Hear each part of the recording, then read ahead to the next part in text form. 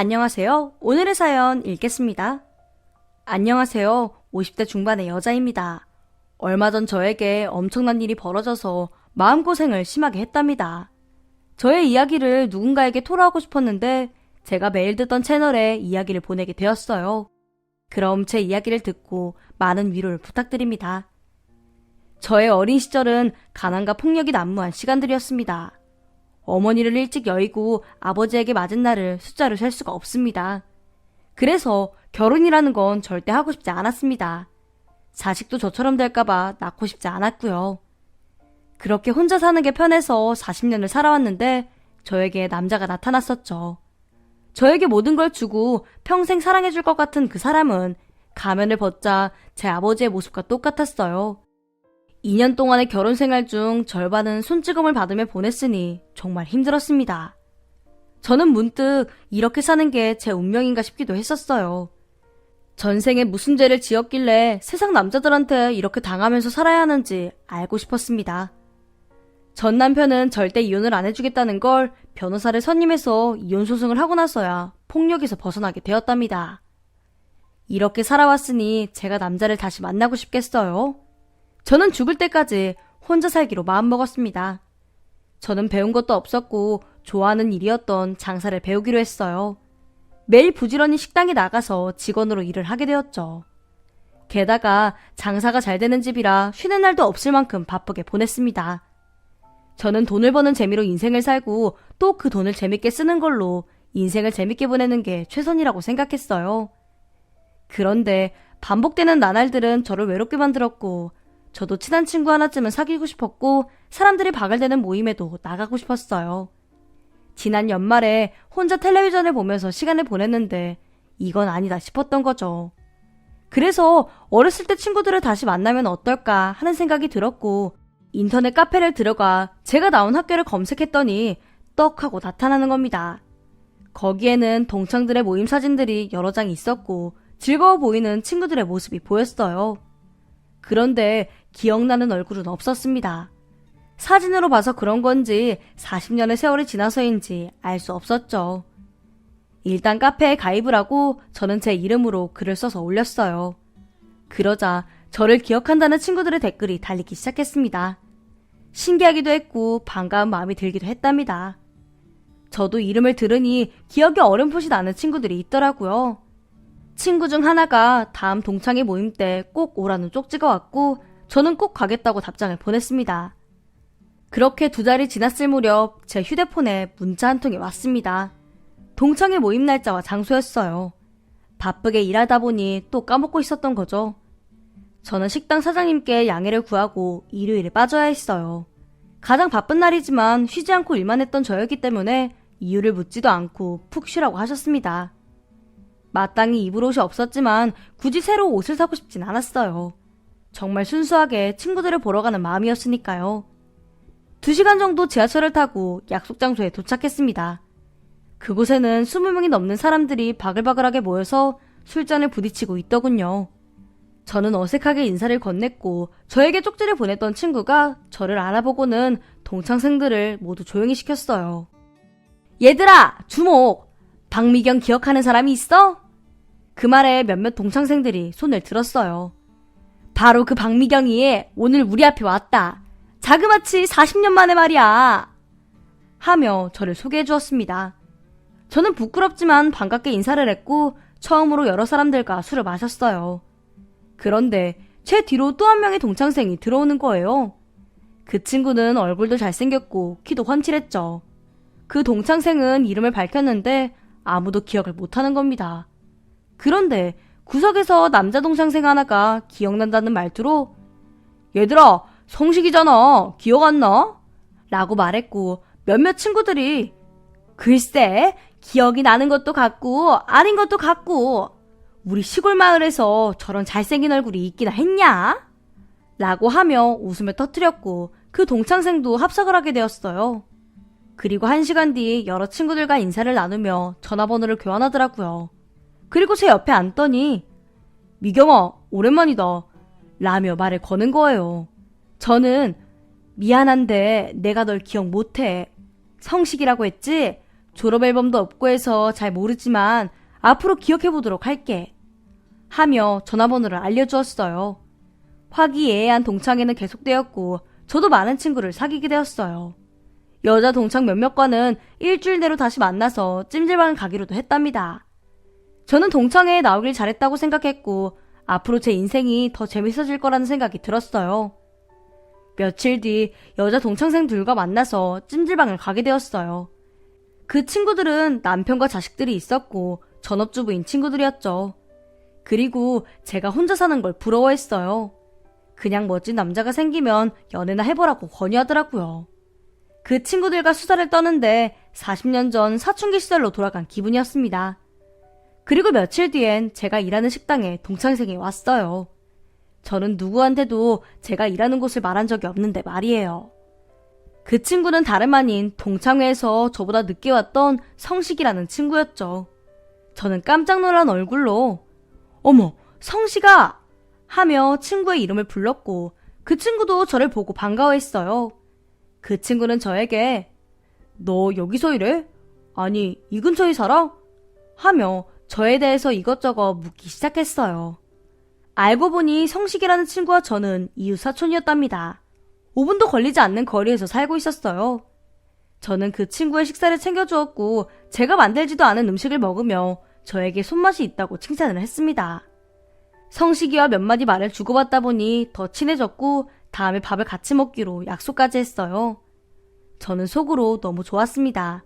저처럼 돌싱이라고 한 그 친구는 외모도 멋있었지만 직업도 의사였거든요. 저도 제가 이런 속물일 줄은 몰랐는데 자꾸 성식이가 생각나더라고요. 이후에 그 친구와 저는 매일 카톡을 주고받으며 하루를 응원하고 위로를 하기도 했답니다. 그리고 만나서 밥을 같이 먹기도 했고 술을 마시기도 했어요. 그런데 이 친구는 저에게 이성의 마음은 없는 것 같았어요. 실수라도 스킨십은 절대 하지 않았고 지나치게 매너를 지켰거든요. 그래서 저는 그냥 좋은 친구 하나 생겼구나 하고 생각했습니다. 그런데 얼마 뒤 제가 일하는 식당에 그 친구 성식이가 찾아왔어요. 평소와는 다르게 멋지게 정장을 입고 꽃다발을 든 채 말이죠. 저는 와, 어떤 여자인지 모르지만 억세게 운 좋은 여자네. 저런 남자한테 꽃다발을 받고 고백을 받을 테니 말이야. 하고 혼자 생각했습니다. 그리고 성식이에게 야, 너 오늘 너무 멋지다. 데이트 있나 보네? 하고 너스레를 떨었는데 이 친구의 표정이 많이 긴장한 것 같았어요.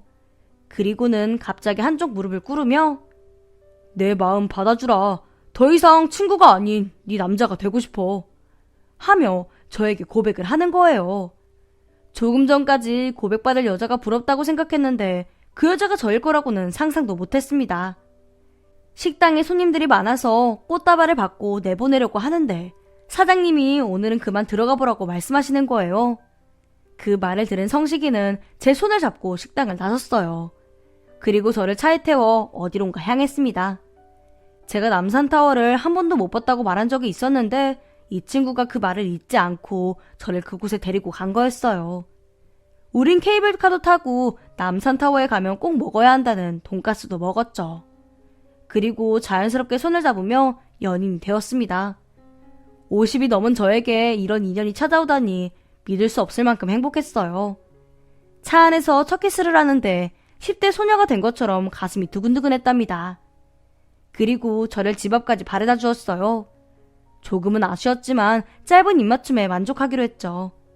그리고 남자친구는 매일같이 저를 데리러 식당으로 왔어요. 남자친구는 의사인데도 시간이 굉장히 많아 보였답니다. 제가 자기 의사 맞아? 하고 한마디를 건넸더니 자신의 병원으로 데리고 가는 겁니다. 원장실에 같이 들어가서 차를 마시기도 했답니다.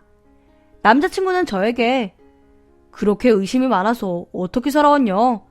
라면서 앞으로는 그런 걱정하지 말라고 했고 저와 함께 미래를 계획하고 있다며 은근슬쩍 프로포즈까지 하더군요.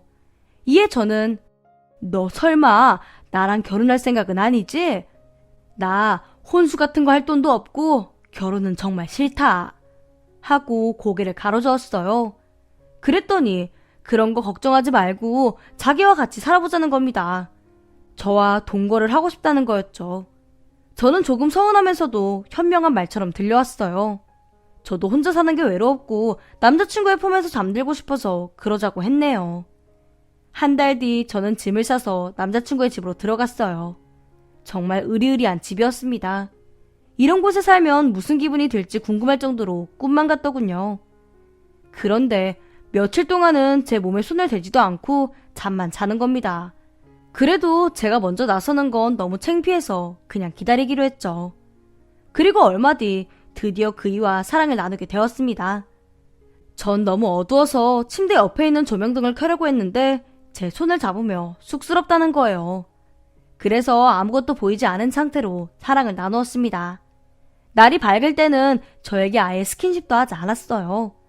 제가 손을 대면 뭔가 들킬까봐 건네는 사람처럼 저를 피하곤 했습니다. 저는 그이가 병원에 일하러 간 사이에 집안을 청소하고 빨래를 하는 등 집안일에 몰두했습니다. 그렇게 넓은 집에서 호화스럽게 시간을 보내는 게 제 일과였죠. 물론 시장도 보고 그이를 위해 요리를 하는 건 기본적인 제 일이었고요. 남편은 집에 오면 가장 먼저 샤워를 하고 긴 바지와 긴팔을 입었습니다. 여름인데도 항상 긴 바지를 고집했답니다. 저는 그이의 취향이구나 생각했고 별다르게 생각하지 않았어요. 그리고 며칠 뒤 긴 바지를 고집하는 이유를 알게 되었습니다. 문을 잠그고 샤워를 하는 걸 잊어버렸는지 제가 실수로 화장실 문을 열고 만 거예요. 그 바람에 남편의 발가벗은 몸을 보았죠. 그런데 발목에 뭔가 그려져 있었어요. 바로 문신이었습니다. 뭔가 하고 한참을 들여다보았는데 나비가 한 마리 그려져 있더군요. 남편은 놀라서 발가벗은 채 다리를 돌리며 문신을 숨겼어요. 저는 뭘 그런 걸 숨기려고 그래? 요즘에는 멋으로 타투하는 사람들 많잖아. 내가 그걸 보고 당신을 싫어할 줄 알았어? 으이구 이 남자야. 나 그렇게 꽉 막힌 여자 아니거든? 이라고 말하자 남편은 그래? 난 당신이 이 문신을 싫어할까봐 숨겼었어. 당신이 괜찮다고 하니 다행이네. 하고 당당하게 저에게 벗은 몸으로 다가오더라고요. 밝은 낮에 저를 안아주는 건 처음이었어요. 어쨌든 저는 그이의 사랑을 받았고 더는 어둠 속에서 사랑을 나눌 필요가 없어졌답니다. 그렇게 우리는 비밀 하나 없는 사이가 되었어요. 남편도 더는 긴 바지를 입지 않았고요. 그런데 다시 집중해서 나비 문신을 바라보는데 뭔가 섬뜩했어요. 어디선가 본 것만 같았죠. 영화에서 보던 공포영화처럼 머리가 삐쭉 서는 기분이 들었습니다. 제가 좀 예민하다고 생각하고 신경 쓰지 않으려고 했는데 자꾸 신경을 써서 그런지 꿈까지 꾸고 말았어요. 그 꿈은 나비 문신을 한 남자가 저를 위협하는 꿈이었습니다. 꿈에서 깬 저는 뭔가 이상하다는 걸 깨달았죠. 남편의 발목에 있는 나비 문신은 분명 다른 곳에서 본 적이 있었습니다. 더 정확하게는 남편의 다리를 봤던 기억이 떠올랐어요. 2년 전 식당에서 일을 마치고 집으로 가는 밤길이었어요. 누군가가 저를 따라오는 소리에 뒤를 돌아봤는데 마스크를 쓴 남자가 외투를 펼치며 몸을 보여줬었어요. 일명 바바리맨이라고 일컫는 노출 범죄자였죠. 저는 발가벗은 그 남자의 알몸을 보고는 기겁해서 뒤로 넘어지고 말았습니다. 그리고 뒤를 돌아 주랭랑을 치던 그 남자의 발목에 있던 문신이 떠오른 거였죠. 그 이후로도 그 바바리맨은 종종 제 앞에 나타났습니다. 그럴 때마다 제가 경찰에 신고한 게 10번이 넘었어요. 마스크와 모자로 가린 그 남자는 결국 잡히지 않았습니다. 저는 그 사람을 피해 다른 길로 다녔고 공포에 떨며 집으로 들어갔었어요. 매일 잠을 못 이루고 악몽에 시달려야 했었죠. 그 남자의 모습을 잊으려고 발버둥치며 정신과에도 다녔었습니다.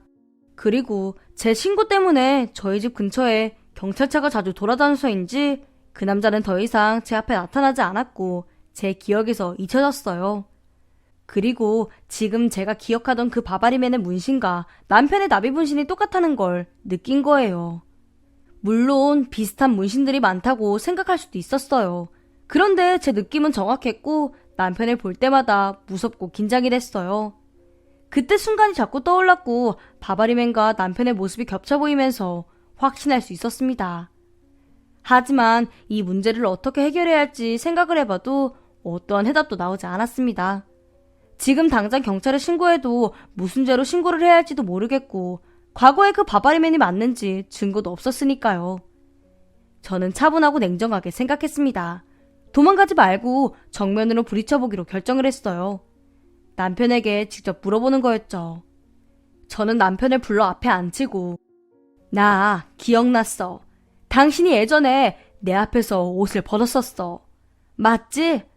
하고 묻자 그게 무슨 말이야? 하며 제 예상대로 시치미를 떼더라고요. 그래서 저는 초강수를 두었죠. 당신이 바바리맨이라는 걸 알고 있어. 지금은 아닐지라도 2년 전에 내 앞에 여러 번 나타나서 알몸을 노출하고 도망쳤었잖아. 하고 소리를 질렀습니다. 그런데 남편은 이상할 만큼 침착하게 말했어요. 아니, 난 전혀 기억이 없어. 설마 내가 당신 앞에서 그랬을까? 하며 아무렇지 않은 척을 하는데 남편의 손은 사시나무처럼 떨리고 있었습니다. 제 머리카락이 삐쭉 서는 기분이 들었어요. 그리고 남편에게 저와 중학교 동창이 맞냐고 물었어요. 그러자 남편은 그럼 그거야 당연한 거 아니겠어? 하며 자신있게 대답을 하더라고요. 그럼 당신 3학년 때 담임선생님 이름 대봐. 라고 물었더니 그걸 어떻게 기억하냐? 몇 반이었는지도 기억이 안 나는데. 라고 답하더라고요. 저희 학교는 학생 수가 적어서 중학교 모든 학생이 한 반에서 공부를 했습니다. 기억 못할 리가 없었죠. 선생님도 3년 동안 한 분이셨거든요. 저는 알겠다고 대답하고 잠시 슈퍼에 간다는 핑계로 집을 나서려고 했어요. 그러자 그가 제 팔을 붙잡으면서 여보, 나 좀 이해해줘. 다 당신이 좋아서 그랬어. 내가 당신을 얼마나 사랑하는지 알지? 라고 말하고는 제 팔을 놔주었어요. 저에게 어떤 피해도 주지 않고 보내주는 게 이상했지만 저는 있는 힘껏 달려 경찰서로 갔습니다. 그리고 흥분을 가라앉히고 여자 경찰분에게 제 사정을 이야기했습니다. 지금 저랑 살고 있는 남편이, 아니 동거하는 남자가 제 스토커였어요. 저는 모든 걸 속고 그 사람에게 넘어간 거였어요. 횡설수설하는 제 말을 듣던 여경은 커피를 주며 차근차근 이야기를 하라고 하더군요. 저는 지난 시간부터 지금까지 남편에 대해 빠짐없이 이야기했습니다. 그리고 경찰들은 출동을 나가 남편을 체포했습니다. 경찰서에 끌려온 남편은 계속되는 추궁에 큰 소리로 대답을 했습니다. 네, 제가 바바리맨이었습니다. 맞아요. 이 얘기가 듣고 싶었던 겁니까? 이 보세요들, 할 일이 없으면 순찰이나 도세요. 우리 와이프가 저랑 말다툼 좀 했다고 저를 이간질한 모양인데 말이나 됩니까? 바바리맨이요? 참 기가 막혀서. 그리고는 여전히 침착한 말투로 저에게 여보, 내가 미안해. 우리 부부싸움 좀 했다고 여러 사람 피곤하게 만들지 말자. 내가 잘못했어. 하며 제 손을 잡는 겁니다.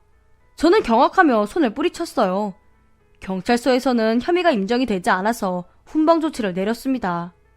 저는 남편과, 아니 스토커와 같이 집으로 들어갈 수는 없었어요. 급하게 택시를 잡아타자 그놈은 자기야, 나중에 봐. 하며 여유로운 미소를 짓는 거예요. 저는 심호흡을 하면서 생각했어요. 이게 말로만 듣던 사이코패스인가? 하고 말이에요. 겁에 질린 저는 얼마 전 만나서 친해진 동창생을 찾아갔습니다. 그 친구는 제 상태를 보고는 밤새 같이 있어 주었어요. 저는 아무리 생각해도 의심이 드는 점이 있었어요. 동창회에서 남편을 알아본 친구는 도대체 어디서 봤는지 말이에요. 제 말에 친구는 곧장 그 동창생에게 전화를 걸었고 잠에 덜 깬 목소리로 전화를 받았습니다. 늦게 전화해서 미안하다는 사과를 하고 본론으로 들어갔죠. 너 성식이라는 애 어떻게 기억한 거야? 라고 친구가 물었더니 아, 그 사람 나도 모르는 사람이야. 그냥 나한테 10만 원 주면서 이 동창회에 끼워달라는 거야. 자기소개를 하게 되면 아는 척을 해달라고 그러더라고. 그 말을 듣고 더욱더 공포에 떨었습니다. 제가 동창회를 나가게 될 걸 어떻게 알아냈는지 모르지만 그 남자가 저의 일거수일투족을 모두 알고 있었던 거죠. 이튿날 그 남자에게 전화가 걸려왔어요. 받지 않으려고 했는데 친구는 일단 받아보는 게 낫겠다고 하더군요. 녹음하고 증거를 남겨야 한다면서 말이에요. 그래서 저는 떨리는 손으로 휴대폰을 잡았습니다.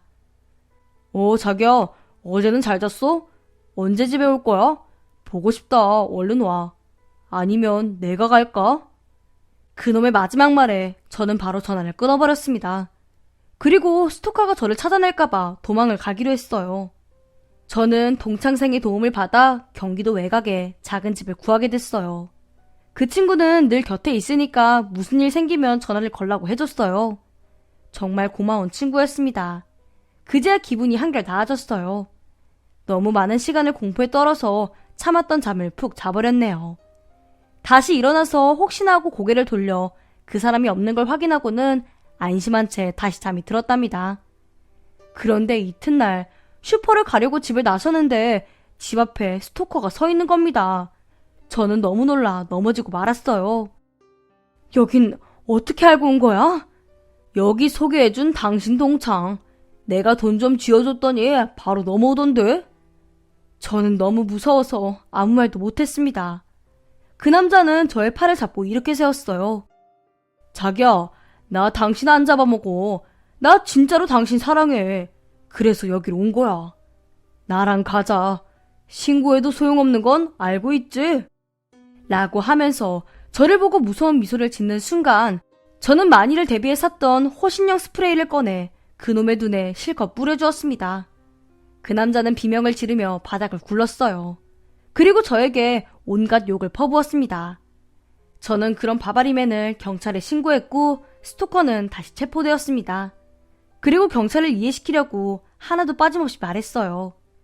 제 말을 믿은 한 경찰이 2년 전 CCTV를 복원하는 데 성공했고 바바리맨과 남편의 체격이 흡사하고 걸음걸이까지 같다는 걸 증명했고 나비문신 또한 일치한다는 걸 증명해냈습니다. 그렇게 결국 제 남편이었던 바바리맨은 구속이 되었답니다. 저는 그제야 벗어날 수 있었죠. 저는 지금 전화번호를 바꾸고 아무도 모르는 곳으로 이사를 왔어요. 그 남자가 다시 저를 찾아올까봐 겁이 난답니다. 다시 외톨이가 되었는데 이게 더 편한 것 같아요. 동창생이고 친구고 믿을 만한 사람 하나 없는 게 이 세상이니까요. 저는 열심히 일하며 주어진 하루를 감사하게 생각하고 혼자 늙어가며 살아갈 거예요. 지금까지 저의 이야기를 들어주신 많은 분들께 감사드립니다. 행복한 하루 보내세요. 안녕하세요. 올해 40대가 된 여성 구독자입니다. 늘 많은 분들의 희노애락을 들으며 함께 웃고 울고 했죠. 저는 워낙 소극적인 성격이라 이런 이야기를 한 번도 입 밖으로 내뱉어 본 적이 없었지만 이제는 시간이 꽤 지나기도 했어서 오늘은 저도 용기 내어서 제 이야기를 한번 해보려고 해요. 저는 19년도 말쯤에 이혼녀가 되었습니다. 그리고 제 사연은 바로 그때 이혼한 전 남편 이야기입니다. 그 인간, 웬만한 막장 드라마 주인공들보다도 더 쓰레기 같은 인간이었죠. 그땐 아닐 거라고, 아니라고 스스로를 합리화시키며 살았지만 다 끝나고 보니 정말 생각할수록 기막힌 인간이었지요. 저는 정말 찢어지게 가난한 집에 늦둥이 외동딸로 태어났습니다. 늦지막히 맞이했던 귀한 외동딸인 만큼 부모님께서는 저에게 있는 거 없는 거 다 퍼주고 싶었겠지만 그럴 수 있는 집안 사정이 안 되었죠. 거기다 아버지는 제가 학교도 들어가기 전에 일찍 돌아가셨고 어머니는 그 충격으로 청력까지 손상되셨어요. 그렇다 보니 어머니는 제대로 된 일을 구하기 어려우셨고 가정 고생 다 하시면서 저를 키우셨죠. 집안이 여의치 못했는지라 저 역시 학창시절부터 안 해본 일이 없었습니다. 방과 후에는 항상 엄마가 일하시는 식당에 가서 같이 일을 돕느라 친구들과의 추억도 딱히 없네요. 어머니 일이 끝나고 나면은 집에 돌아오자마자 집안 가득 쌓여있는 부품 상자들을 조립하면서 부업을 해야만 했죠. 그런데 고생 끝에 낙이 있긴 하더라고요. 제가 고등학교를 졸업할 때쯤부터는 눈에 띄게 집 사정이 좋아지긴 했습니다. 그렇게 치열하게 살아왔는지라 저희 모녀지간은 남들보다 유독 돈독했죠. 특히 청력 때문에 제가 없으면 엄마는 일상생활 하시기가 약간 불편하신 정도였거든요. 그래서 성인이 되고 나서도 엄마랑 단 한 번을 떨어져 지내본 적이 없네요. 그런데 그랬던 엄마가 강경하게 독립할 것을 주장하신 게 바로 결혼 때입니다. 저는 20대 중반쯤 지금의 전 남편을 만나게 되었고 당연히 결혼하고 나서도 엄마랑 같이 살 생각이었어요. 그 부분에 있어서 전 남편 역시 동의를 했었고요. 하지만 엄마는 저에게 아주 단호하게 말씀하셨죠. 네가 나랑 살아오면서 친구들이랑 제대로 여행 한번 간 적이 있니? 나는 적어도 네가 결혼을 하게 된다면은 그때부터는 따로 지내는 게 맞다고 생각했었어. 엄마도 혼자만의 시간이 필요하고, 알겠지? 더 이상 저에게 짐이 되기 싫다는 엄마의 말을 듣고 저는 내심 섭섭했어요. 엄마를 단 한 번도 짐처럼 생각한 적이 없었는데 결국 엄마의 강한 고집에 분가를 결정하게 되었죠. 그리고 남편은 당시 제가 다니던 회사에서 만난 사람이었는데요. 저를 거의 1년가량 쫓아다녔던 남자였습니다. 처음엔 별 관심도 없고 연애보다는 일이 좋았던 시절이라 반응하지 않았었죠. 하지만 긴 시간 동안 묵묵하게 저에게 마음을 표현하는 그 사람을 보며 점점 마음이 변하게 되더라고요. 정말 아무것도 안 보고 안 따지고 성실함과 우직함, 그거 하나 보고 결혼한 사람이었습니다. 그런데 사람 획 돌변하는 게 정말 순식간이더라고요. 막상 결혼을 하고 보니까 그 사람은 전혀 성실하지 않았고 우직하지도 않은 사람이었습니다. 말투부터 행동까지 하나씩 뱀 허물보듯이 달라지는데 그야말로 결혼당했다 라는 생각밖에는 들지 않을 정도로 저를 부려먹더라고요. 신혼의 달콤함만이 넘쳐나야 할 결혼 1년 차에 남편은 저를 노예 대하듯 부리기 시작했죠. 툭 하면은 술을 먹고 들어와서 저에게 욕설을 내뱉고 아침 밥상이 조금이라도 마음에 들지 않으면은 숟가락을 바닥에 던져버리고 별의별 나쁜 짓은 다 했습니다. 게다가 제가 조금이라도 따지고 들면은 어디 별 볼 것도 없는 여자가 감히 남편 앞에서 목소리를 높이냐고 되려 소리를 지르고 막장이었죠. 이 사람에게 필요한 건 사랑하는 부인이 아니라 그냥 부려먹고 종로로 삼을 노예였나 싶을 정도였네요. 그렇지만 하루가 다르게 저는 그 사람에게 익숙해져 갔습니다. 처음에만 무섭고 화가 났지 1, 2년쯤 지나니 나중에는 그냥 그게 일상이고 삶이 되면서 아무렇지도 않아지더라고요. 아무렇지 않은 게 더 무섭다잖아요. 제가 딱 그 상태였습니다. 내조나 잘 하라는 남편의 명령으로 다니던 회사도 그만두게 되고 그렇게 남편 시중만 들며 보낸 게 3년쯤 되었을 때였죠. 심지어 남편은 그때쯤부터 바람까지 피기 시작하더라고요. 다른 사람들의 이야기처럼 우연히 알아차리게 되거나 들켜서 알게 된 것도 아니었습니다. 남편은 대놓고 제 앞에서 불륜녀와 통화를 일삼았고 통화를 하다 말고 오밤중에 외투를 껴입고 나가서 그대로 외박을 하고 오더라고요. 제가 얼마나 우스웠으면 그랬을까요? 지금 생각해도 바보처럼 살아온 지난 세월이 한스럽습니다. 나름 소리도 질러보고 악도 써봤던 건 신혼 때의 일일 뿐이고 저는 그렇게 점점 남편에게 복종하면서 무려 10년이라는 시간을 보냈습니다. 이렇게 여러분들께 이야기하면서도 억장이 무너져요. 그동안 제가 유일하게 들키지 않으려고 노력한 사람은 바로 엄마였습니다. 남편이 저를 아무리 못살게 굴어도 저희 엄마만큼은 절대 모르게 하려고 온갖 노력을 다했죠. 그렇다 보니 10년이라는 세월 동안 남편을 친정에 데리고 간 적이 손에 꼽힐 정도였네요. 당연히 남편도 스스로 친정에 찾아오려고 한 적도 일절 없었죠. 업무적으로 출장이 거의 없는 사람인데 친정엄마한테는 항상 남편이 출장이 너무 많다는 식으로 둘러대고 갈 일이 있으면은 혼자 친정에 다녀오곤 했죠.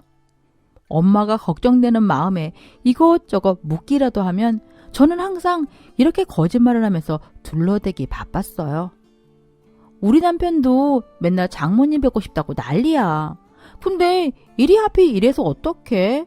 그래도 출장 돌아올 때마다 내 선물이랑 장모님 선물 꼭 챙겨오잖아. 출장이 많아서 집에 있을 때는 집안일도 자기가 다 하고 그런다니까. 매번 친정에 둘러댄 거짓말 속에는 제 피눈물이 고스란히 박혀 있었습니다. 남편이 출장에서 사왔다는 장모님 선물도 모두 제가 몰래 사서 둘러댄 거짓말이었으니까요. 그래도 제 거짓말을 듣고서라도 안심하시면서 환하게 웃으시는 엄마 표정을 보면 그걸로 좋았습니다. 엄마의 표정 안에서만큼은 내가 행복한 여자구나, 사랑받는 여자로 생각하시겠구나 싶었거든요. 왜 진작 내가 진정으로 행복해질 수 있는 길은 생각하지 않았을까 싶네요. 하지만 꼬리가 길면 밟히기 마련이죠. 제가 아무리 상황을 모면하더라도 진실이 바뀌지 않는 이상 들킬 수밖에 없더라고요. 저희 친정은 시골 동네 중에서도 아주 구석에 위치한 작은 마을인데요. 버스를 타고 들어가도 두세 번은 갈아타야 할 정도로 외지에 있죠. 그런데 하필 그 동네 근처에 남편이 업무적으로 방문할 일이 생긴 겁니다. 당일로도 다녀올 수 있는 업무긴 하지만 워낙 길이 험해 전날 가서 자고 오는 것이 나았는데요. 그래서 저는 조심스럽게 남편에게 물었죠. 당신 우리 엄마 뵌 지도 너무 오래됐는데 이참에 친정에 같이 가서 하루 자고 다음날 당신 일 보고 돌아오면 어떨까? 마침 조금 있으면 어버이날이기도 하잖아. 하며 제가 우물쭈물 친정 얘기를 꺼내자 제 말은 듣는 심도 없이 TV를 보고 있던 남편이 갑자기 저를 휙 쳐다보며 신경질적으로 대답했어요. 뭔 귀찮은 소리야? 내가 그 다 쓰러져가는 처갓집에서 잠이나 푹 자겠어? 그럼 그렇지. 저는 더 말해봤자 욕이나 더 먹겠나 하는 심정으로 주방으로 돌아갔죠. 그런데 남편이 문득 제 뒤에다 대고 근데 이번 주가 어버이날이라고? 아, 그럼 뭐 근처기도 하니까 오랜만에 한번 가보든가 라고 이야기하는 겁니다. 물론 썩 내킨다는 반응은 아니었지만 저는 그 말로도 너무 신이 났어요. 그래서 남편에게 고맙다고 몇 번이나 말하고 바로 친정에 전화를 걸었죠. 지금 생각하면 참 어이가 없습니다. 사이가 몇 년 만에 장모 뵈러 간다는 게 뭐 그리 이쁘다고 고맙다고 넙죽거렸을까요? 익숙함이라는 게 참 무섭죠. 당연히 이 소식을 저보다도 더 반가워하신 거는 저희 엄마였습니다. 근 10년 만에 사이가 온다는 소식을 들은 저희 엄마는 정말 뛸 듯이 기뻐하시는 게 수학이 너머로도 다 느껴지더라고요. 그런 모습을 보니 괜히 더 미안하고 죄송하고 그랬습니다. 전화를 했을 때는 방문하기까지 아직 며칠이나 남은 상태였는데 엄마는 전화를 받은 날부터 요리를 뭘 해야 할지 엄청 고민하시더라고요. 저 역시 남은 며칠 동안 남편이랑 제가 입고 갈 옷도 사고 엄마 선물도 사고 난리가 났었죠. 그렇게 고대하던 날이 다가왔어요. 이른 새벽부터 눈이 자동으로 떠진 저는 남편과 차에서 먹을 음식까지 바리바리 싸들고 일찌감치 준비를 끝냈습니다. 남편은 자기가 전날 술을 많이 먹었으니까 저보고 친정까지 운전을 하라고 하더라고요. 남편이 저 부려먹는 건 뭐 하루 이틀이 아니었기에 저는 알겠다며 당신은 옆에서 푹 자면서 재충전 좀 하라고 했죠. 그런데 거기서 남편이 저에게 해서는 안 될 행동을 했습니다. 제가 아무리 10년이라는 세월을 참고 또 참아왔어도 이날만큼은 그저 웃을 일만 있고 싶었어요. 그런데 남편이 조수석에 앉아 또 웬 여자랑 통화를 하는 겁니다. 오, 우리 이쁜이 다음 주에 술 한잔 해야지. 요새 왜 이렇게 연락이 뜸해? 바빠? 하늘을 찌를 듯이 기쁜 마음으로 운전을 하고 있던 제 옆에서 아무렇지도 않게 전화로 다른 여자와의 술 약속을 잡는 남편. 저는 순간 울컥하는 마음이 올라왔고 남편이 전화를 끊자마자 이렇게 말했어요. 적어도 오늘만큼은 조심 좀 해주면 안 되는 거야? 내가 아무 말 안 하고 있다고 해서 이렇게 바로 옆자리에서까지 이래도 돼? 내가 당신한테 뭘 그렇게 큰 걸 바란 거야? 운전을 해야 하는데 앞이 잘 보이지 않을 정도로 눈물이 쏟아지더라고요. 하지만 남편의 대답은 더 과간이었습니다. 평소엔 잘만 듣고 쳐넘기더니 오늘은 니네 후줄근한 처가댁까지 가주는데 웬 어울리지도 않는 시비야? 그리고 그냥 친한 동생인데 왜 혼자 오바질이야? 운전이나 똑바로 하지? 너무나도 오래 참고 묵인하며 살아와서일까요? 그 순간 핸들을 확 꺾어버리고 싶은 마음까지 들었죠. 하지만 동시에 기대 가득한 엄마 얼굴이 눈앞에 아른거렸고 저는 눈물을 겨우 삼키며 운전을 했습니다. 물론 남편 놈에게는 아무 말도 하지 못하고서요. 그렇게 도착한 친정. 엄마는 버선발로 마중을 나와 저희를 반겼습니다. 저는 최대한 울었던 티를 내지 않으려고 노력하느라고 바빴네요. 하지만 엄마는 저보다도 몇 년 만에 보는 사위 얼굴 보느라 정신이 없으셨죠. 사위를 얼싸안고 이게 얼마만이냐며 엄청 좋아하시는데 정작 남편은 떨떠름하게 잘 지내셨죠? 하고 말더라고요. 엄마는 무슨 누가 보면 10명 넘는 사람들이 모여서 잔치라도 하나 싶을 정도로 진수성찬을 차려 놓으셨습니다. 닭도 잡으시고 귀한 음식이라는 음식은 다 내놓으셨더라고요. 이걸 혼자서 도대체 언제부터 준비한 건지 마음이 아플 정도로 환대를 해주셨죠. 그렇게 배부르게 저녁을 먹고 오랜만에 봤으니 막걸리라도 한잔 하자면서 엄마가 술상도 가득 꺼내 오셨는데요. 그나마 고분고분하게 밥 잘 먹고 있던 남편이 그 순간에는 저희 엄마를 빤히 보면서 술은 괜찮습니다. 피곤해서 먼저 들어가 볼게요.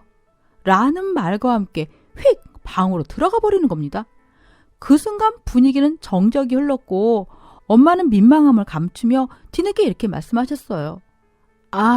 그래. 모처럼 먼 길 왔는데 피곤할 만하지. 김서방 푹 자게나? 엄마 말을 분명 들었으면서도 대답 하나 없이 꽝 닫힌 방문을 보며 저는 터지고 말았습니다. 제 앞에서는 별의별 짓을 다 해도 참았지만은 우리 엄마 앞에서만큼은 제발 조심해달라고 몇 번이고 말했었는데 이게 뭐가 그리 어려운 부탁인가 싶은 거예요. 그래서 저는 엄마의 손에 가득 들린 술상부터 받아들고 미안하지만 나도 방에 먼저 들어가 보겠다고 말한 뒤에 남편에게 갔습니다. 방문을 열고 들어가자 남편은 방바닥에 덜렁 누워 발가락만 까딱까딱거리며 휴대폰을 보고 있었죠. 제가 들어왔는데 눈길조차 주지 않으면서요. 그래서 저는 화를 내며 말했습니다. 당신 그렇게 맨날 첫날 먹는 술인데 오늘 우리 엄마가 10년 만에 먹자고 하는 막걸리 한 잔이 그렇게 어려웠니? 이게 얼마 만에 뵙는 자리인데 30분 만에 밥 다 먹어버리고 들어가는 당신도 참 당신답다. 그때였어요. 제 말이 끝나기도 전에 방바닥에 누워있던 남편 눈이 희번득하게 돌변하면서 저에게 꽥 소리를 지르는 겁니다. 이년이 보자 하니까 오늘 차에서부터 못하는 소리가 없네. 야, 내가 어버이날이라서 좀 잘해주니까 눈에 뵈는 게 없지? 한도 끝도 없이 기어오를 셈이야? 방문 하나 사이에 두고 장모님이 밖에 있는데 이년저년 거리면서 소리를 지르는 남편을 보며 저는 경악했습니다. 그래서 저는 남편에게 미쳤어? 목소리 안 낮춰? 라고 화를 냈고 그 말을 듣자마자 남편은 제 뺨을 때려버렸습니다. 고요한 밤중에 울려 퍼진 따기 소리. 방 안에서 짝 소리가 나자마자 방문이 벌컥 열렸고 문 밖에서는 귀도 안 좋으신 엄마가 벌건 눈으로 서 계셨어요. 돌아간 제 고개를 보며 엄마는 물으셨죠. 이게 무슨 소리냐? 니들 대체 무슨... 엄마의 말이 채 끝나기도 전에 열린 방문 틈으로 남편이 대차게 나가버렸습니다. 저는 눈물이 왈칵 쏟아질 것 같았지만 어떻게든 엄마에게 사실을 말하고 싶지 않았죠. 엄마는 자기가 잘못 들은 거냐면서 귀가 어두워서 정확히는 모르겠지만 웅성대는 소리를 들어서 문을 열었다고 하시더라고요. 저는 애써 울음을 삼키며 대답했습니다. 아무 일도 없었고 그냥 회사 일 얘기 좀 하고 있었던 거라고요. 그러다 남편이 요새 스트레스가 많은지 머리 좀 식히러 나간 거라고 근근히 설명했네요. 엄마는 갸우뚱한 표정으로 저를 유심히 지켜보셨지만 저는 계속 그런 엄마를 모른 척하며 평온한 척을 했습니다. 그렇게 엄마는 방으로 돌아가셨고 남편은 날이 새도록 돌아오지 않았어요. 저는 혹시 엄마가 듣기라도 할까봐 이불을 머리끝까지 뒤집어 쓰고 숨죽여 눈물만 흘렸죠. 어떻게 친정에 와서까지 이런 모습을 보여주는 건지 제가 남편에게 언성 높이지 말라고 화를 냈을 때 남편은 지나가는 말로 저에게 어차피 귀도 다 먹은 장모가 듣긴 뭘 들어? 쥐뿔도 없는 게 갈수록 남편한테 바라는 것도 참 많어? 라는 말도 했었거든요. 그런 말 하나하나가 온통 비수가 되어서 밤새도록 저를 괴롭혔습니다. 내가 왜 이런 말을 들어가면서도 저 인간과 살아야 되는 건지 그간의 세월이 폭풍처럼 머리를 스쳐 지나갔습니다. 저는 내일 남편이 돌아오든 말든 먼저 올라가야겠다는 다짐을 하게 되었죠. 그렇게 다음 날이 되었어요. 아침이 다 되어도 남편은 온데간데 없었고 저는 애써 밝은 표정으로 엄마에게 가서 남편이 새벽 일찍 일터로 나갔다고 말했죠. 하지만 엄마의 안색은 부쩍 좋지 않았습니다. 어제 밤을 지새운 건 아마도 저 혼자만이 아니었나 보더라고요. 별 대화도 없이 엄마랑 단둘이 먹은 아침 식사. 저는 괜히 이런저런 이야기를 꺼냈지만 엄마는 왜인지 아무 말씀도 없이 식사만 하셨죠. 아무래도 엄마가 어제 일을 대충 짐작하시는 것 같더라고요. 마음이 찢어지는 것 같았습니다. 그때쯤이었을까요? 마당 저 멀리에서 남편의 실루엣이 얼핏 보였는데 어디서 술을 퍼마시고 들어온 건지 비틀비틀거리며 대문을 간신히 여는 겁니다. 저는 당황스러움을 넘어서 기가 막혀서 그 모습을 멍하니 바라만 봤어요. 그런데 진짜 기가 막힌 거는 그 다음 남편의 행동이었죠. 저에게 가까이 오더니 주머니에서 차키를 꺼낸 다음 상 위로 툭 던지는 거예요. 밥상 맞은편에 장모님이 앉아 계신데 말이죠. 그러더니 저에게 하는 말이 이리고 뭐고 빨리 올라가자. 난 좀 자야겠으니까 네가 운전하고. 저는 그때 이성의 끈을 결국 드디어 놓쳤습니다. 죽어도 엄마만은 모르게 하고 싶었던 남편의 행동. 그런데 이렇게 버젓이 장모가 보는 앞에서도 이러는 꼴을 보니까 정말 갈기갈기 찢어버리고 싶은 마음이 들었죠. 저는 상의에 떡하니 떨어져 있는 차키를 집어들고는 남편의 몸에 내리꽂으면서 이렇게 말했어요. 나 하나 참으면 모든 게 해결될 줄 알았는데 그 생각이 아주 먹 같은 생각이었네. 위아래도 없는 이 미치는 가나. 우리 엄마 앞에서라도 조심하면 어디가 덧나냐? 처음 보는 저의 모습에 남편 놈은 물론이고 저희 엄마도 깜짝 놀라 자리에서 일어섰어요. 특히 남편은 한참을 얼빠진 표정으로 저를 바라보다가 갑자기 푸하 웃는 겁니다. 그러더니 저보고 하는 소리가 거참 잘 들리지도 않는 노인의 눈치는 엄청 보네. 니네 엄마한테 줄 눈치를 남편한테나 좀 줘보지 그래? 이러는 겁니다.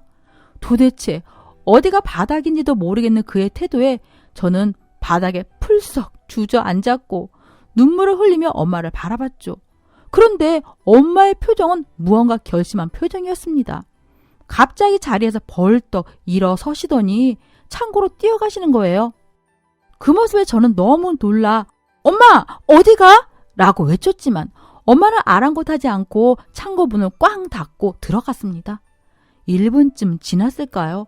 엄마가 창고에서 낑낑거리며 들고 나오신 건 다름 아닌 커다란 사다리였어요.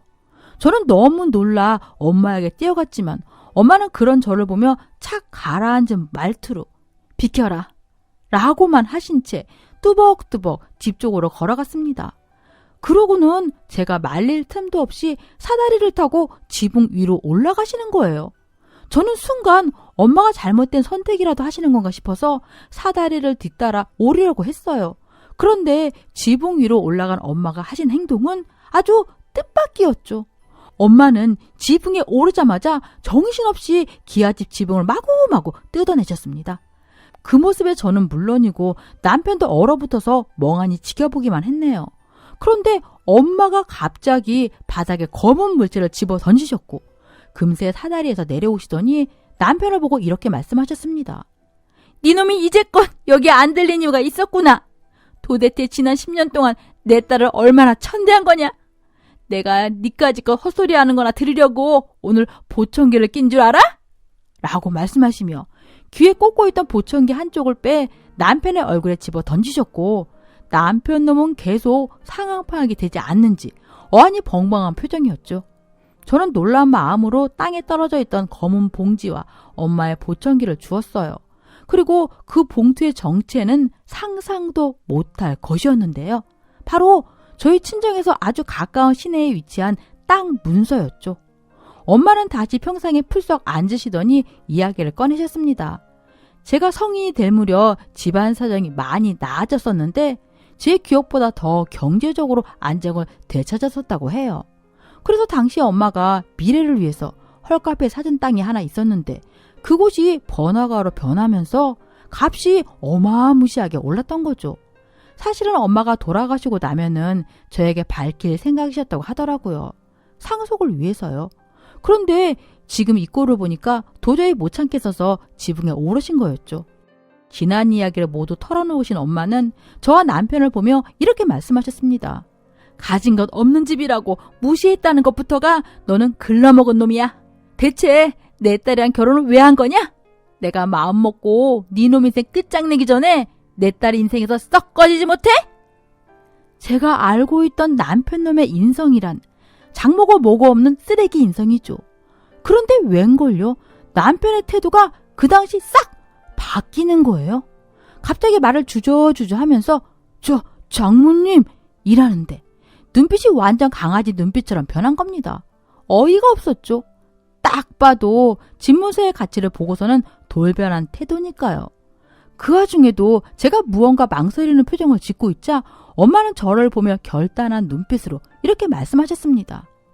엄마를 모르게 하는 게 효도가 아니야. 네가 진심으로 행복하게 사는 것이 진짜 효도지. 더 이상 눈 가리고 아웅하는 식으로 살지 말아라, 딸아. 엄마의 처음이자 마지막 부탁이다. 저는 그 말을 듣자마자 머릿속이 깨끗하게 정리되는 기분이 들었어요. 그리고 즉시 남편에게 통보했죠. 엄마 말대로 인생 뭐 되지 않게 알아서 깨끗하게 이혼해 달라고요. 눈앞에 집문서에 눈이 돌았는지 아니면 갑자기 통보받은 이혼에 정신이 돌았는지 남편은 갑자기 얼굴이 울그락불그락 하더니 평상 위에 놓여있던 집문서로 달려들었습니다.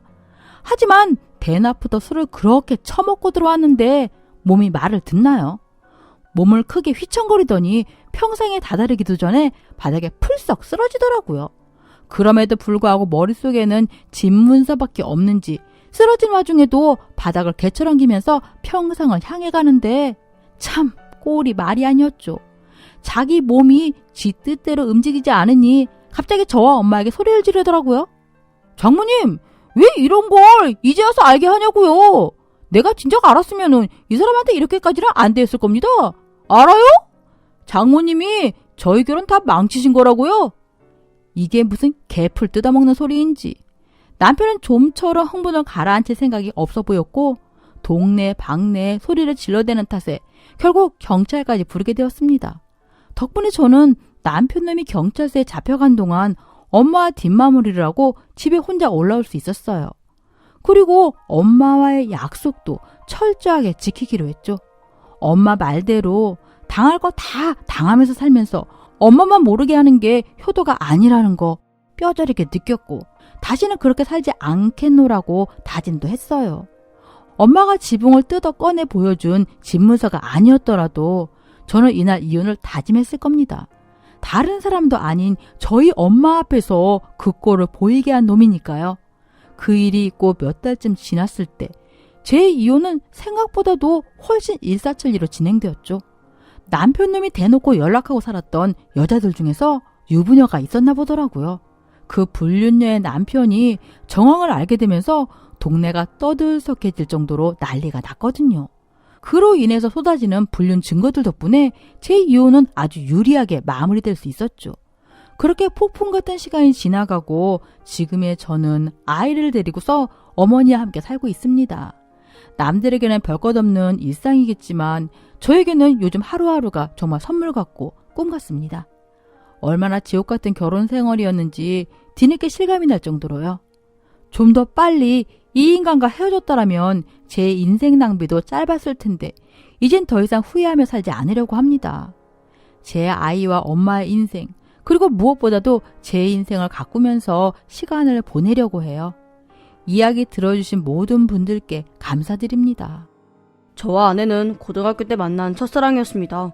우리는 지금까지 서로를 제외하고 다른 사람을 사랑해본 적이 없었어요. 10년의 시간을 연인으로 지내고 결혼에 골인했습니다. 다시 10년의 시간이 더 지났는데도 주변 사람들은 우리를 보고 천생연분이다, 인구부부다라며 부러워했답니다. 1년 전쯤 우리는 연애하는 감정이 되살아났어요. 더 정확하게 말해 연애할 때보다 서로를 더 많이 사랑하게 되었습니다. 아내와 저는 일하다가도 점심시간이 되면 함께 밥을 먹고 시간을 보낼 정도였으니까요. 주변에서는 저희를 질투하고 시기하는 사람들도 여럿 있었습니다. 천생연분을 만나지 못한 그들의 마음을 이해하지 못하는 건 아니지만 진지한 얼굴로 아내에게 너무 정신이 팔려있다며 걱정하는 사람들을 보면 왜 저러나 싶기도 했답니다. 저도 그들을 보면 권태기다 뭐다 하며 아내와 조금이라도 떨어져 있으려고 하는 행동들을 이해할 수 없었어요. 얼마 전에는 저와 가장 절친한 친구가 찾아와 맥주를 마셨습니다. 친구는 아내와 잘 지내고 있냐고 안부를 물었고 저는 당연히 변함없이 서로를 아껴주는 동반자라고 대답했죠. 머리를 긁적이던 친구는 저의 어깨를 두드려주며 걱정스러운 표정을 짓고 말했습니다. 너 상담 한번 받아볼래?